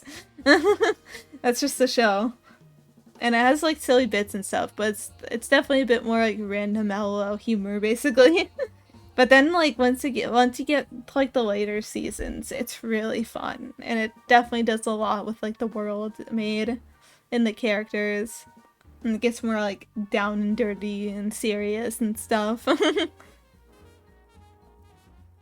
I think it's funny that like originally like it started out in that kind of like random humor way, and then like they got more people on it, and then those people were like, what if we made it more feelings? And I was like, that's awesome. It actually helps really quite a bit. The show got really popular because it's more like emotional character driven moments. And it has quite a few of those. And they're very good. But the show definitely does fall off halfway through. And you kind of have to power through it a bit. I had to power through it a bit when I rewatched it, but I like it. When I finished it, I really liked it. And I really liked Fiona and Cake. I'm a bit mixed on the ending, but I still think it was very good overall. I enjoyed my experience with the show. It got me to buy HBO Max. But yeah, I think generally, like, Cartoon Network. I've always been more of a Cartoon Network person than Disney cartoon person. But they both have very good cartoons. And there's Nickelodeon, who got SpongeBob and then never let go. I feel bad for all the poor shows that died off at Nickelodeon because it couldn't be SpongeBob. Like the Chowder guy got a show on Nickelodeon and then it died due to the lack of advertising, and they're like, well, it's not SpongeBob, so we had to get rid of it. Like fucking like Loud House. I've never seen Loud House, and I never will. By the way they like milk that show. Nickelodeon's just not good for cartoons. They don't have a very good history. They had like the big successes and they just let everything else die. It's very sad. But it is kind of sad these days how I hear a lot of stories from creators that they have to return the old IPs because they try to pitch new stuff and people don't want new stuff. They just want reboots and remakes and stuff. It's very sad. You have 8 sisters? Oh my goodness, that's not fun. I have 1 sister. I think that's enough for me. I can't imagine having 7 more. I think I would cry. That means I'd have to share my room with 3 other people. I don't think I'm built for that. Well, we have other space. One of my hypothetical sisters can have another space. That's not fun. I'm lucky. I got my private place to watch my private computers. And watch my private shows on my private computers. Yeah, it's sad. And I miss when I'd see new stuff. Because not all new stuff is good, but when you find a good new thing, it's so good. It's such a good feeling to get into a story I've never seen before, a good book, a good show, and I'm like, oh, this is gonna do things to my brain. In a very good way. And it's just sad that kids are just getting our reheated nachos. I heard the new Phineas and Ferb episodes they said they make are good, but it feels very sad that when they tried to make Dan Proverman and tried to make new shows, they just got like kind of wasted away. But honestly, I have a hot take. His other shows just aren't good. Also, like with those shows, like there's lots of like stuff I feel like got shafted. Like Owl House definitely got shafted. I know there's like quite a few cartoons on Cartoon Network that survived like 1 season and got quietly canceled for no reason. I do think that DuckTales should have gotten a 4th season. Stuff like that. But his Dan Proverman's other shows just aren't good. Like he got a good, like the premise of Phineas and Ferb. It's just so flexible and the writing was so fun. But the thing was like there's 2 other shows he made. Miles Murphy's Law and Hamster and Gretel. I've only seen like 1 episode of Hamster and Gretel, so I do not have a strong opinion on that one. Other than, well, it was okay. And I imagine that was probably just the vibe. It was okay. From what I heard. People from the kids' cartoon watchers don't seem to have much to say on it. So I don't know if it just wasn't advertised or just isn't very good. But I did not like Miles Murphy's Law. It had very good potential. But it was just not fun to watch after a season. I watched the first season like, wow, this is fun. And then by the second season, I was like, snore. I got bored of it. The problem is just that the main characters just aren't fun to watch. Like, Phineas and Ferb, the main cast, and the B cast are both very fun characters. The main cast being Phineas and Ferb and Friends, and then the B cast being, like, Perry and Doofenshmirtz. Very iconic, very fun. Milo and his friends aren't fun to watch. Milo is never affected by anything going on, even though the premise of the show is the worst possible thing happening every moment. It's just a bunch of destruction for like 12 minutes, and it's very boring. Because his friends are very one-note too. You have the chill girl, and kind of anxious guy. I don't know, he's kind of also chill too, honestly. He's only anxious for like one episode and he gets over it. The point is they don't care about anything that happens. They could just sit on the couch and talk, or they could be like running away from forest fires. It would be the same thing either way. They're not affected by anything that happens around them, which is very boring. Like they're not enjoying what's going on, and they're not exactly in distress either, even though everything is going to show all the time. They're very boring. But the B cast of Miles Murphy's Law, they were very good. They were very entertaining. They were two time travelers. They worked for like a time traveling bureau to like keep history stable and stop humanity from like dying out. Called their names were Cavendish and Dakota, and they're very funny because of the way they intersect with because they weren't completely isolated from the B cast, the A cast. Oh my goodness. They weren't completely separate from the A cast. They overlapped, and even when like the plot hit a headway, like they interacted quite a bit in the season, like the season finale, which was a crossover with Phineas and Ferb, and I have opinions about that, but I'll get to that. They're very fun. They had a very fun dynamic between each other, and they were the highlight of the show for me. And because like their first mission is to like keep the pistachio plant alive, but that ends up causing an alien apocalypse that ruins the future, so they had to fix that. And it's funny because they suspect Milo, the main character, of being up to shit for so long, but he's actually innocent. And they realize like, oh, we antagonized you for no reason, sorry about that. But then the Phineas and Ferb crossover happened, and it was very bad. Because the character, like, they write out Isabella and like Candace and shit, and Phineas and Ferb themselves just don't feel like very interesting either. I don't know. I have very complicated feelings on that. It just wasn't a good crossover at all, or a good episode. And then season 2 just got worse, and it was like A cast got boring, the B cast lost relevance, and also just were not being very entertaining. They weren't being put in entertaining circumstances. The show ends on a cliffhanger. People are like, why didn't we get season 3? But like, I don't know. I don't care. It just wasn't a very good show. The core fundamental problems need to be changed, need to be fixed before they can continue. I think it's too late for that. Earlier this year, I thought, what if I made a list of 10 of my favorite shows with 10 characters from each show, and roll a D10 twice to pick first character, and roll twice again to pick a second character. Then I cross over at whoever gets picked.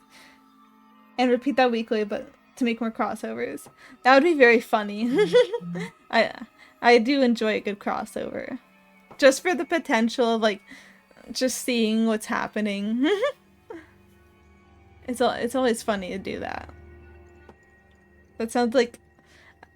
I also really just like crossover stuff in general. Like, crossover games have always been, like, really fun. I read a bunch of Super Smash Bros. Fanfic when I was a teenager. Because I just like I just was very intrigued by seeing a bunch of characters from different franchises just in one building. You didn't make the list yet. You should make the list. You got to do it. It would be funny. Think of the funny potential. Think of the funny crossover potential. But yeah, I love crossover games though. That I also really liked. It's not a good fighting game at all. It's very broken and bad, but I really liked Punch Down Explosion, Cartoon Network Punch Down Explosion as a kid. I do have a funny bit where like we got stuck and froze the game and we returned it for another copy because our copy wouldn't boot after that, I think, or something.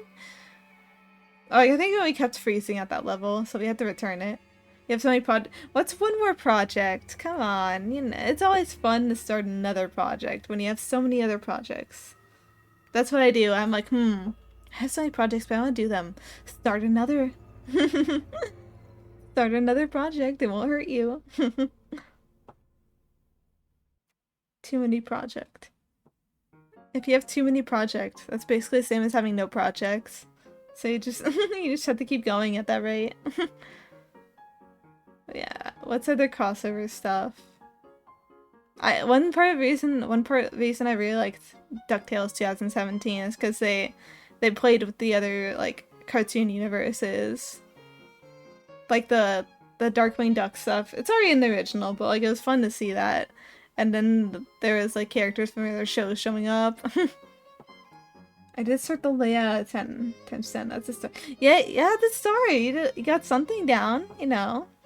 It's harder to start when you have nothing, but once you get that like first little hurdle done, you start making progress. That's what I say. That's what I say. And there's this I used to play a lot of this really bad game called Fusion Fall. It's bad. It's not a good game.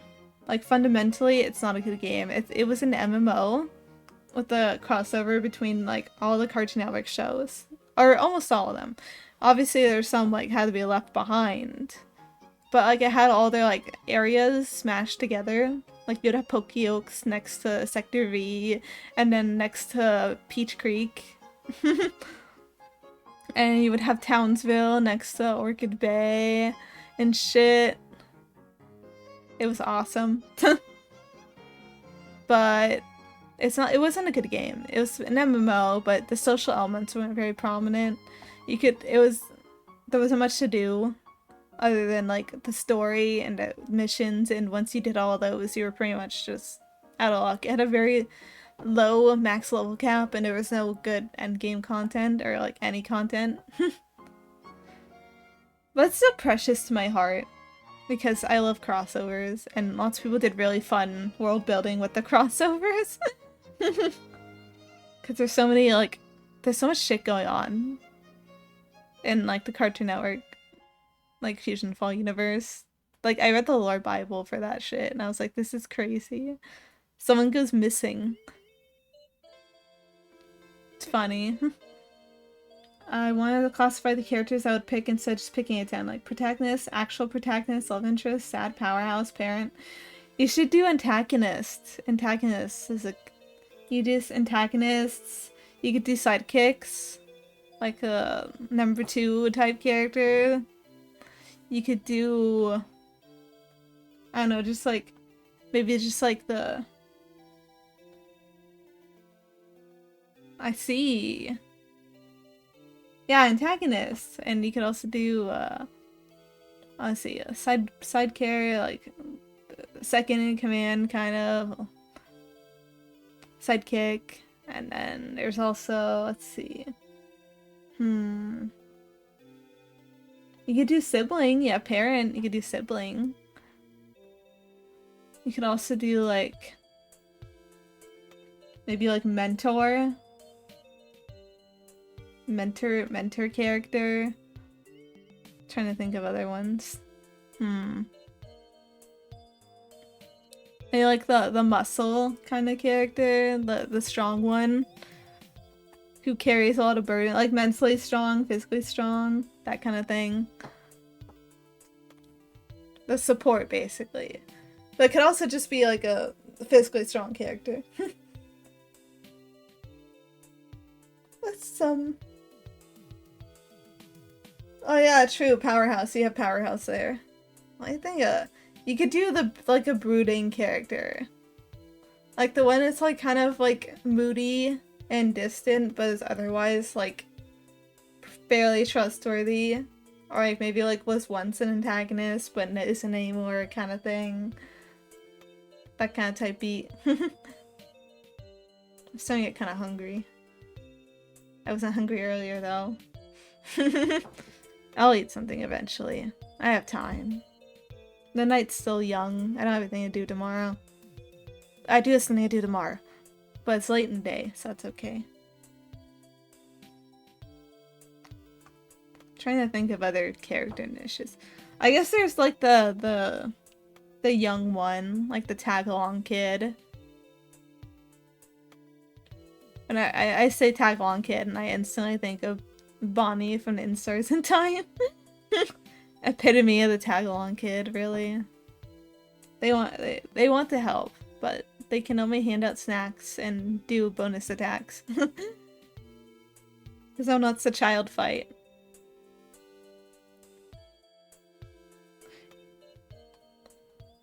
It reminds me of it's still really funny though, because like thinking of Fusion Fall, because you have like characters are honestly just extremely average, just being compared to shit like the Powerpuff Girls who could probably kill God if they tried hard enough.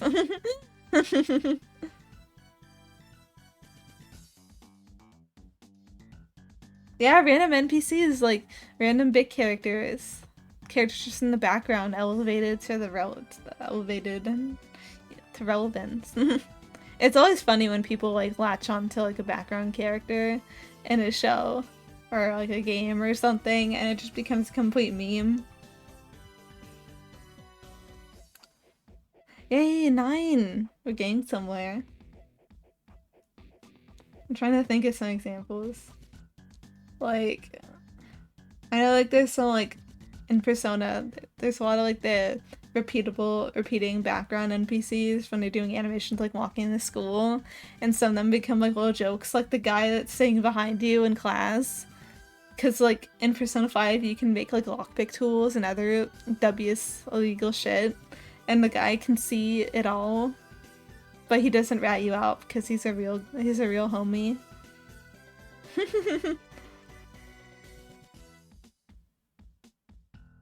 Yeah, it probably wouldn't work with all shows. Not all of them have like the same exact like kind of cast, but you know what? It could just you know, just like work with what you can find. Trying to think of some other ones, but most of the ones I have are like I could think in terms of like anime archetypes very easily. Like the serious one, the glasses, who's always telling people what to do and being right about it, but also being very mean about it. Or the girl with the secrets who stands on the rooftop while the sun sets behind her. Yeah, it's the thing, like the brooding like character is once like kind of evil, but now isn't, and it's pretty chill now. People love those. Not in real life though.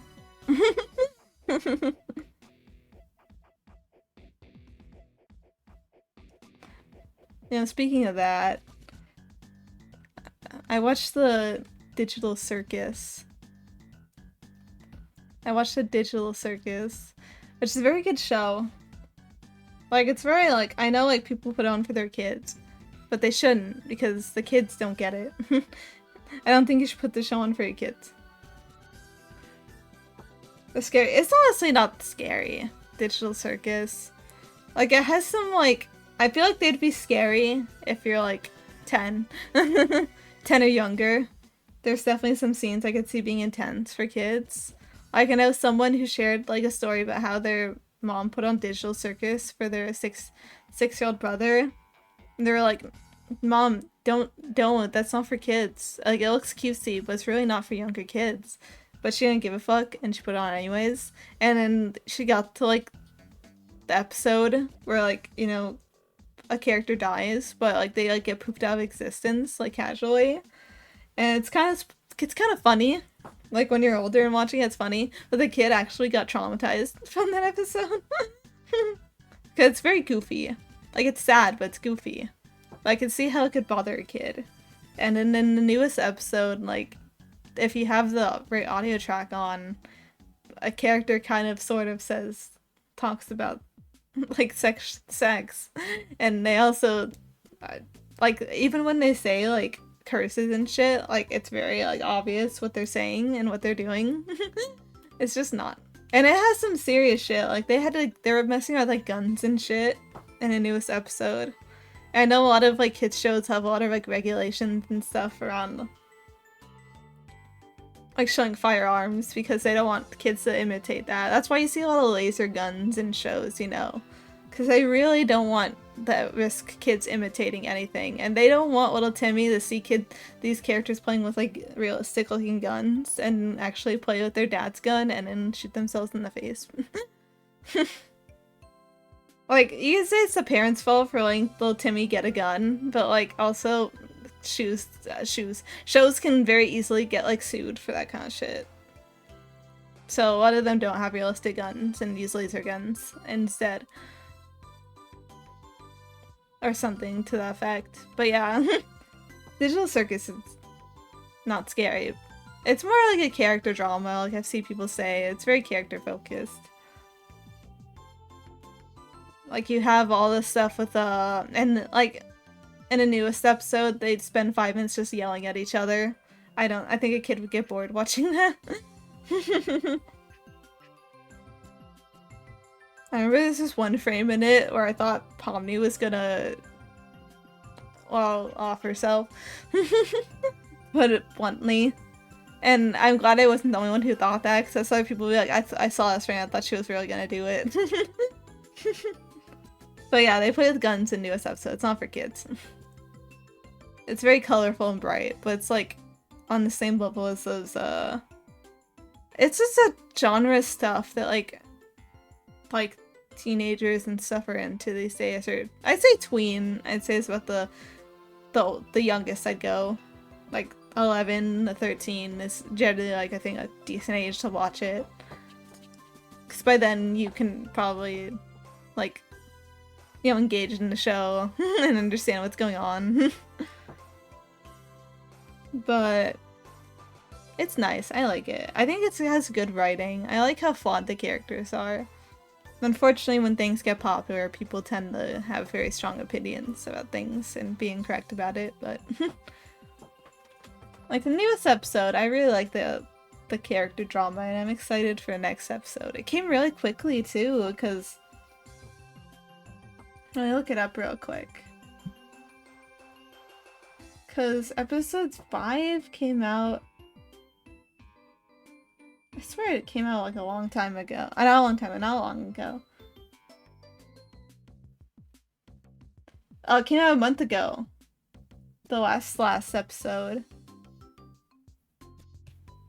Apparently. It probably came out closer to 2 months ago. Yeah, closer to 2 months ago. And boom, they had a new episode out. Like, immediately.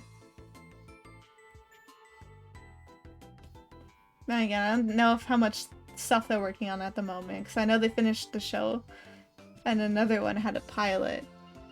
So I don't think they have much going on. So maybe it's just they were free to put out an episode. I think it only has like 3 episodes left though, 7, 8, 9. Because the creator's like, we're just getting to the point here. No filler. I'm like, I don't know, I like filler, but truly, I'm not gonna make people watch like 5 seasons of the characters just hanging out before I get to the end. And it's like, personally, I think we could have more shows that have 5 seasons of the characters hanging out. But like, you know what? I understand indie animation's expensive. They probably won't be able to keep it up forever. I'm pretty sure the reason why it's on Netflix now is because they really need like some streaming residual shit. Because they do have make a lot of merch for the show, but I do feel like the reason for that is just because they like paying their animators and surviving. Because YouTube doesn't really pay all that much for animation. It's never been a very good platform for animation. Like, I remember there was that one show, Bravest Warriors, that was like, I think I got carried on that like one Catbug character and making merch of it. And then they were just like, yeah, we're not actually making profit off of the show. Frederator, that was the channel. They were making profit because YouTube animation does not pay well at all. If you want to finance yourself, you have to make merch. But I think that's just generally the norm these days. Stuff is so expensive to make that you have to bank on people buying plushies of their blurbos, or like pins and stickers, or like buttons. Like there's a whole subculture that's been spreading outside of Japan, like where like you decorate yourself and like your bag and shit, and just a ton of merch. And I feel like that's really taken off, and I feel like you could definitely tell like it's getting like played into a lot, merch and stuff. I can tell. I am like, I like getting little merch stuff, but it needs to be creative and cute. I'm not about like decorating a bag with like the same button or something like 10 billion times. Yeah, I don't fault people for, I know a lot of people can get used to get very like, oh, it's a sellout. You're selling out when you sell a bunch of merch. But like, I feel like these days people understand now that like, it's just very hard to make it, like, make do on a creative project if you're not selling merch of it. Like, it's a very easy way to profit off something. Because, like, you just, like, get, like, a design for something, just make a bunch of it, and it's pretty easy money. And people love characters. They almost treat characters better than they treat people these days. If you go on social media, I see people telling others to jump off a bridge if they don't like a character. It's like, damn, calm down. That's a person you're talking to. But yeah, I don't fault people for making merch. Go get those makeshift deals. Go make this. The stuff like that is like understandable, but there's so much I see every day. I see another like fundraising merch site that I didn't hear about, like the Plushify. I saw Plushify, like this one game, Miscary Two Shoes or whatever it's called.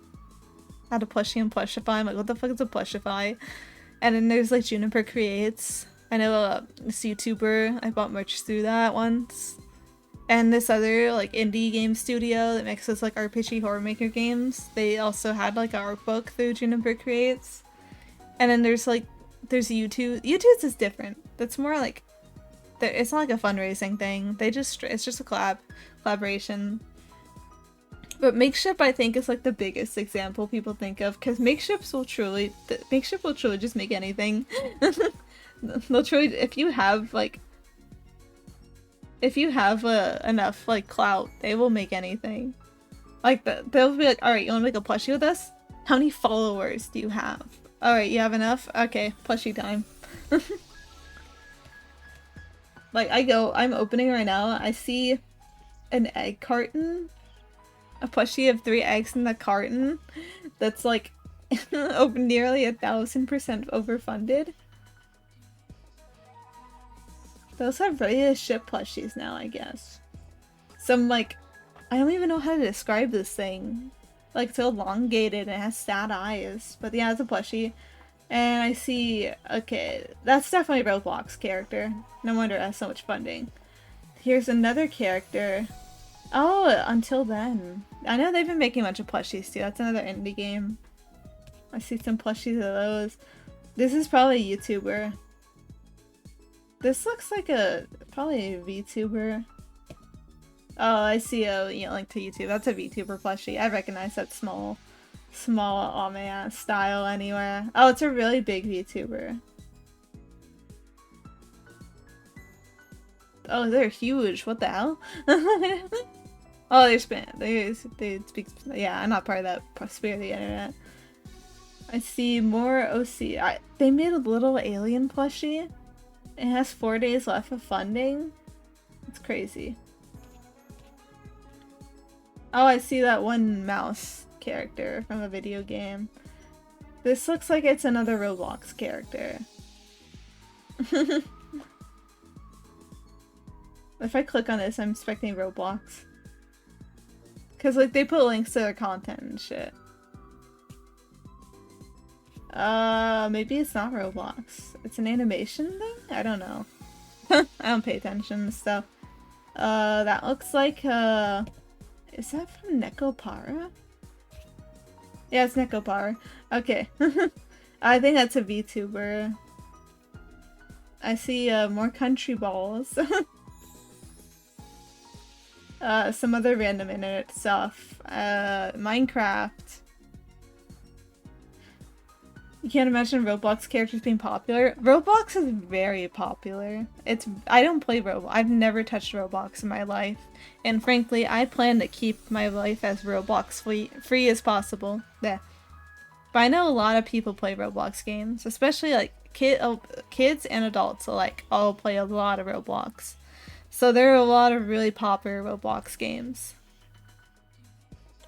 Like, I see Roblox character make ships selling bank if they're from popular games. That's because, like, a lot of kids start out making Roblox games as their first foray into, like, game dev stuff, I think. I think that's very popular, even if the creator-based system is kind of garbage ass. A lot of kids still do it. So a lot of stuff tends to get popular because it's very, I guess, easily accessible stories and stuff. I see a lot of YouTubers here. Internet meme stuff. Yeah, it's a Twitch. Who's this? Oh, Mega Strikers. I knew that looked familiar. Another internet meme thing. It's just a rabbit. Oh, they have another one with monkey from that one game. I don't remember what it's called. The tower defense with the monkeys. They have some of those. Oh, what the hell is this? I see some... Oh, that's all like a webcomic. It's sad to look at stuff that is not funded and it's like 2 days away from like its funding goal. It's like, that's not happening. Oh, I guess it's a game.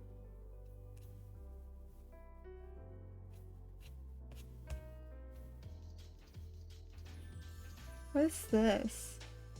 Yeah, most of it's like YouTubers and shit. How'd this person get a plushie? I don't know. I see like YouTuber stuff, it's very hit or miss. It depends on whether your audience would actually is a plushie kind of audience, I think. I feel like it's easier with like if you make characters, because people are more interested in like characters in there and like mascots and YouTubers and shit. What the hell is this? Oh, it's a cat sitting in a chair. Interesting. That's okay, yeah. This entire account is just a cat sitting in a chair, and they made a plushie, and then over 200 people bought it. You know what? If people buy it, you know. Let's look at what's not funded though. What the hell is this? Someone made it. There's always a Squishmallow here. A ripoff Squishmallow.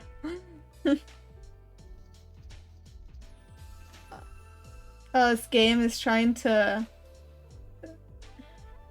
The story-based game about being a cop is trying to sell pins, but the pins just look really boring, honestly. And it looks like only like... Yeah, nobody's buying these. That's sad. It always makes me feel kind of sad, though, because I know, like, those creations mean everything to the people who make them, and it's probably kind of sad that people don't seem interested in buying your stuff.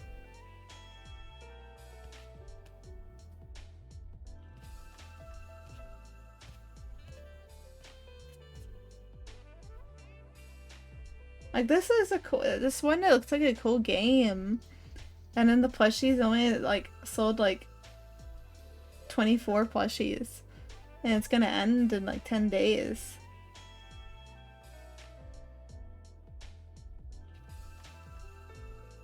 Is this like a free game? What the hell is this even?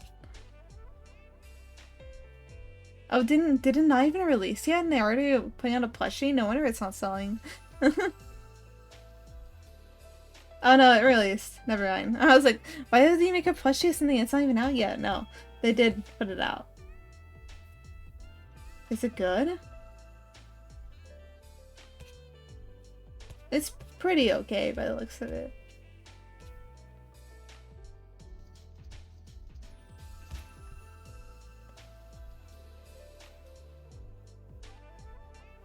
Interesting. I'm reading the summary for this game. It's like...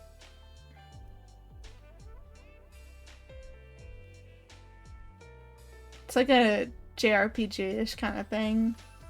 Seems pretty okay. Yeah, there's some plushies here. It's just like... I feel bad for you. Yeah, this thing's not selling. I know it can be fun to like get the chance at least. And I know like at least if the campaign fails, at least they still get to keep like the prototype. Because they give the creator a prototype to like use for marketing stuff. Because I see a lot of them do like thing where they like post them around and stuff. And so I assume they make at least one from let the creators play around with and market and stuff. But it's kind of sad sometimes to see plushies that for like a cute little game or something and no one wants it. Like just like a YouTube avatar, like what the hell even is this?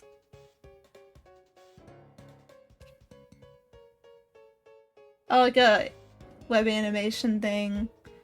It's crazy how much shit's out there. There's just so many little little shows and stuff that I've just never sought out before. Why are they making more duck plushies? What is this emo mouse? Oh, another Roblox plush. Did someone really make a plushie on Makeship? That's just the absolute cinema meme, but with a Roblox character, and people have actually bought it? Okay. Go ahead, yeah. I don't know, I guess. I mean, if you really want it. But I don't know. I think there's better things to spend your money on. What the hell is this emo mouse? Is it like a mascot or something? It's just somebody role-playing Mickey as like a emo. I don't understand. Yeah, Christmas, it's just a duck. I'm looking at petitions. They used to not make the petitions like publicly searchable. But now they do, and I can see the failures in real time. Oh, this VTuber is making a plushie. Oh, this banjo one's... It's funny because some of them actually come up with concepts, and then other ones are just like an image, and then people buy it or don't. I'm looking at Makeship. Looking at Makeship right now. I'll look at their petitions.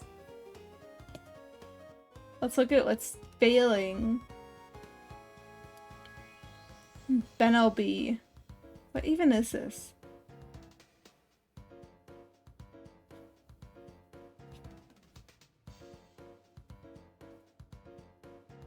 Oh, it's a Roblox game. I see now. It's like a Minecraft style Roblox game. Honestly, most of the plushies I see are like VTubers, a random internet thing, or Roblox game.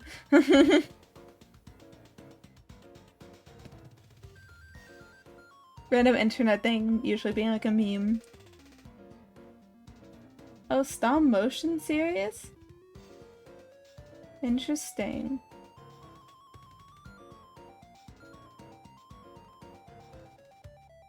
Maybe I'll watch this later. I'm gonna add it to my watch later.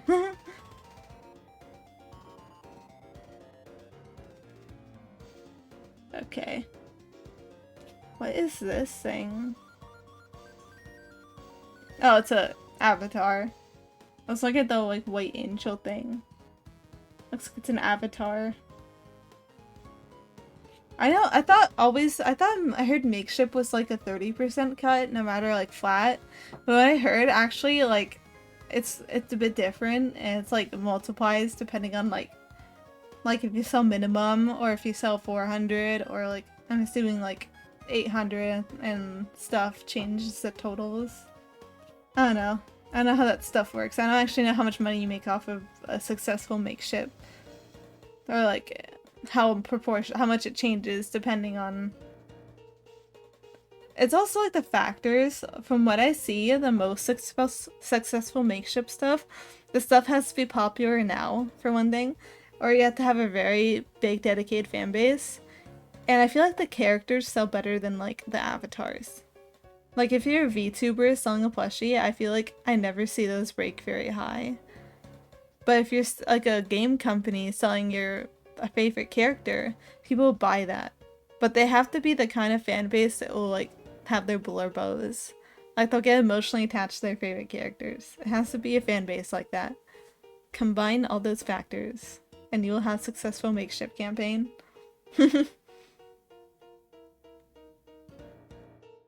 Cause I remember I'm still really sad I missed it, but I know like my favorite music circle my favorite music circle did like a makeship.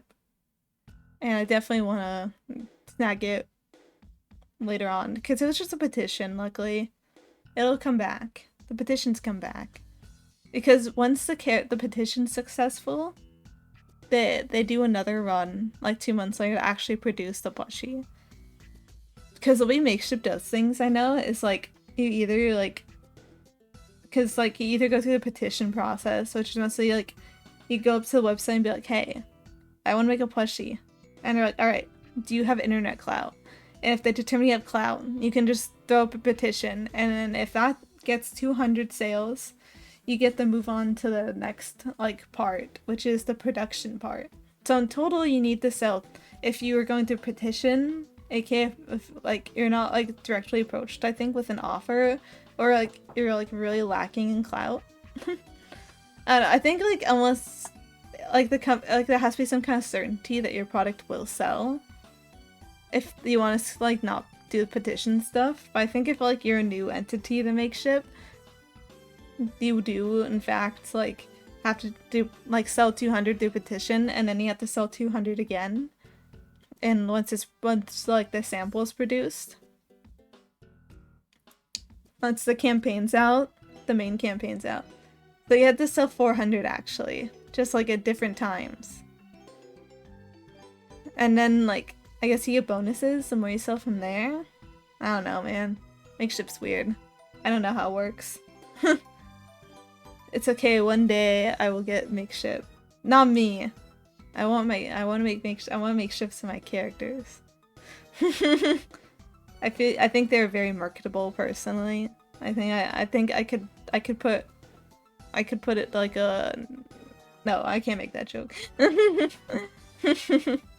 I can't go that far. I would do stupid stuff is all I'm saying with them. It would be very funny. But yeah.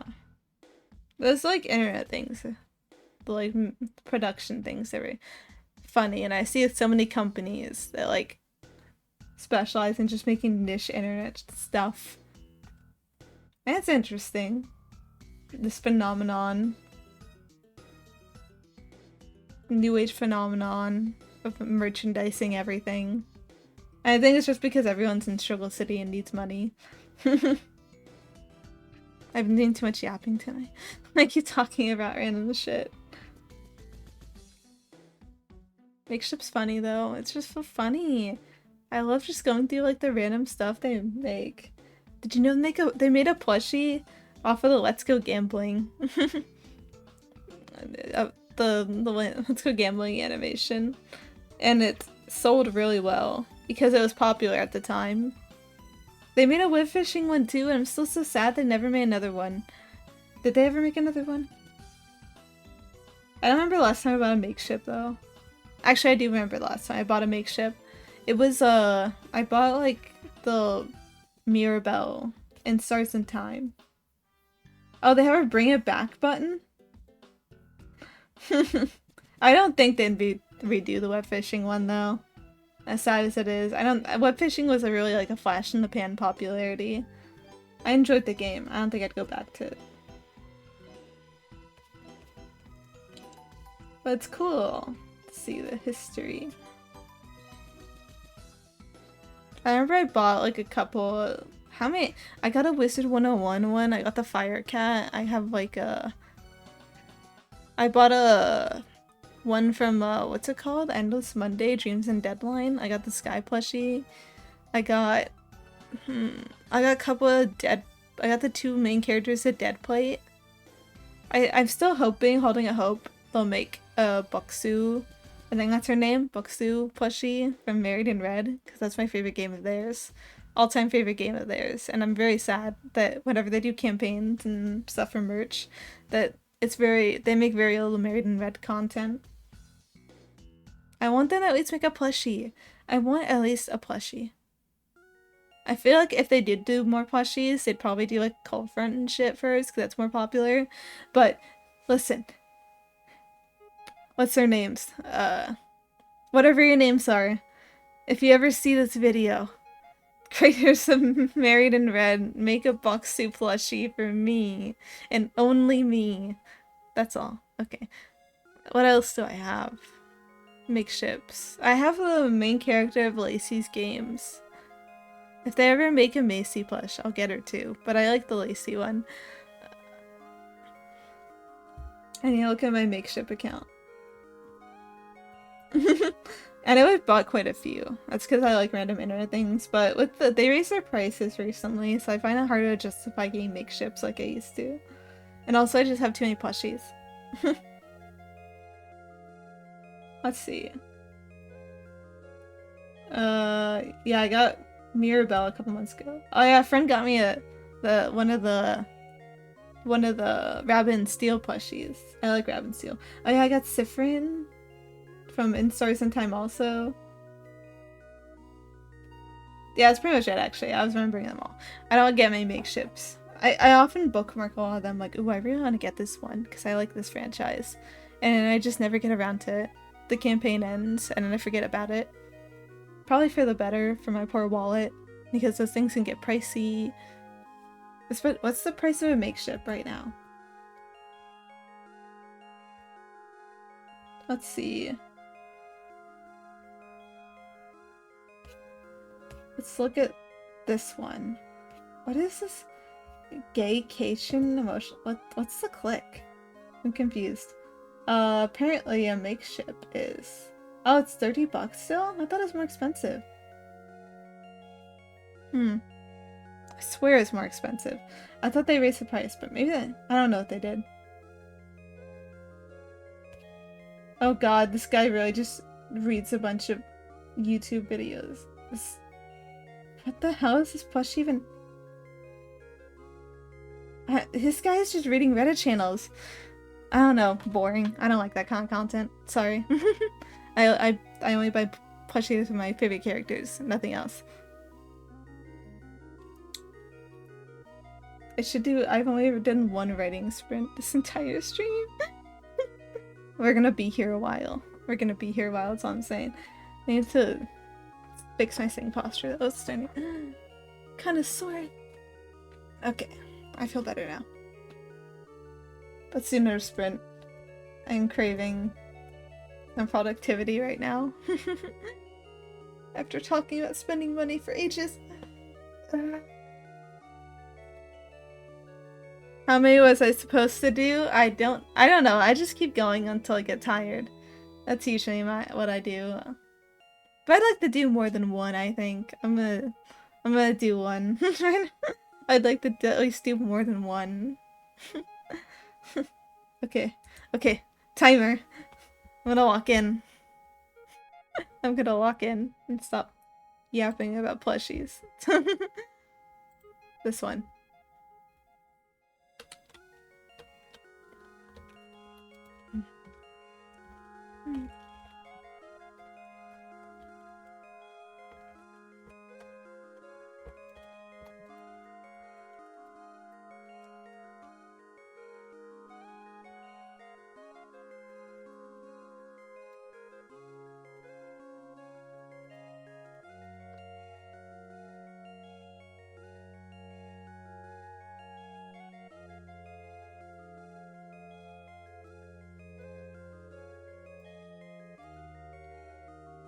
If I write enough, maybe my characters will become makeshifts too. I don't know, I think they would look kind of ugly, but it's okay.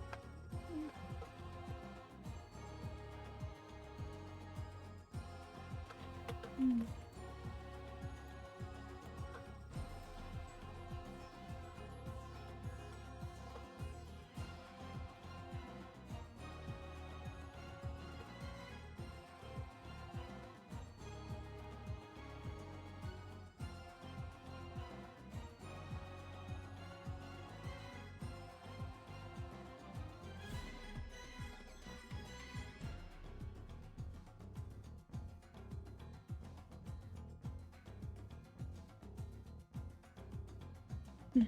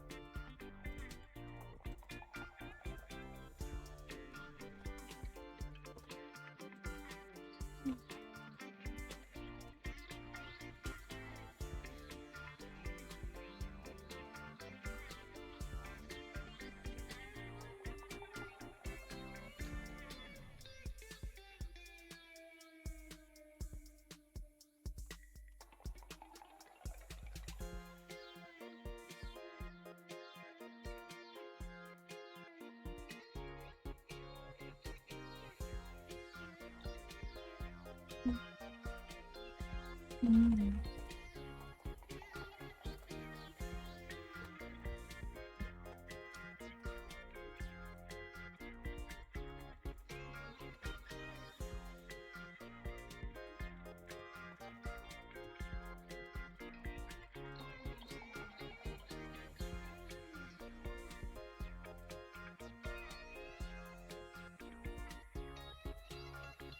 Mhm.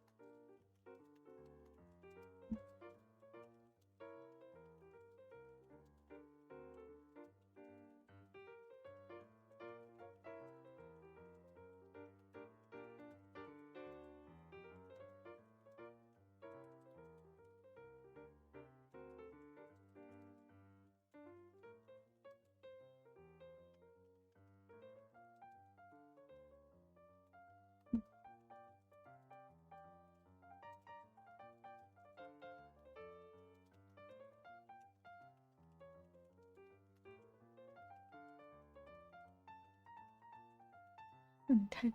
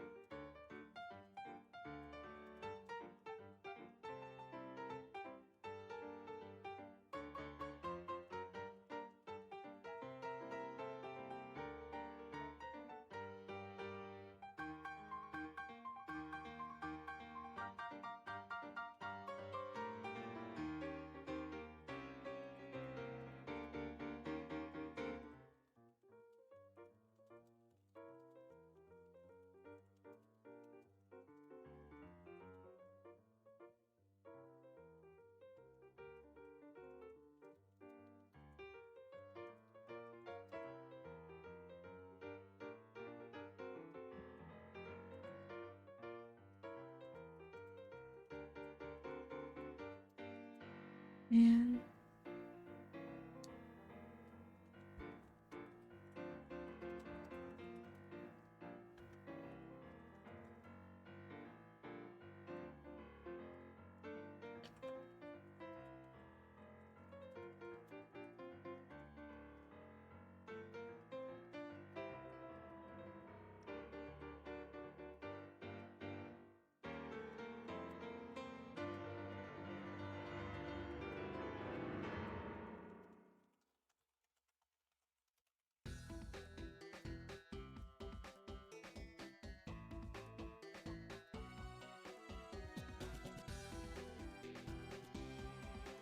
Mm.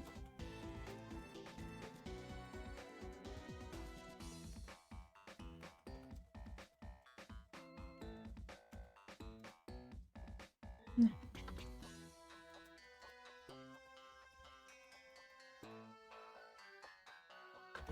Mm. Mm. Mm.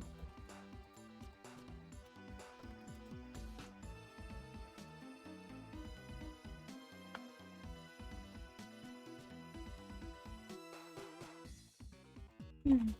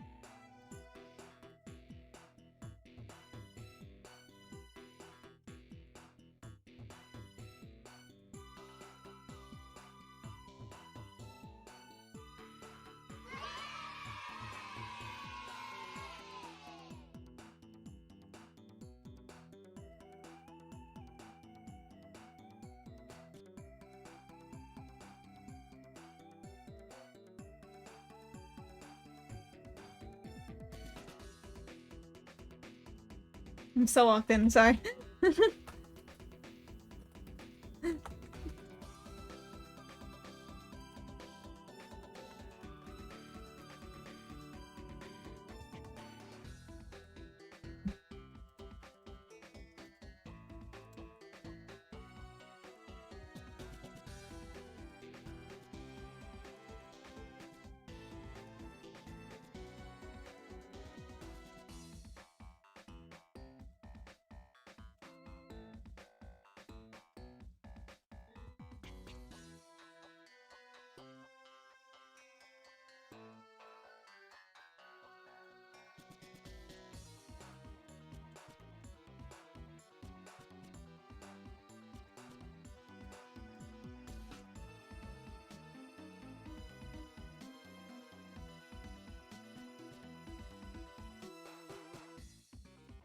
Mm.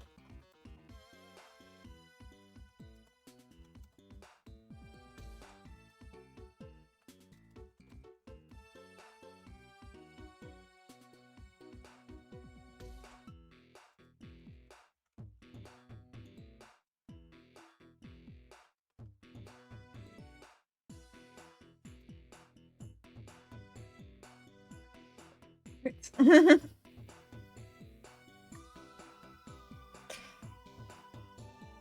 I got immensely locked in. I still feel kind of locked in. I think I'm gonna continue. I'm not gonna make it a sprint though. I think I'm just gonna type.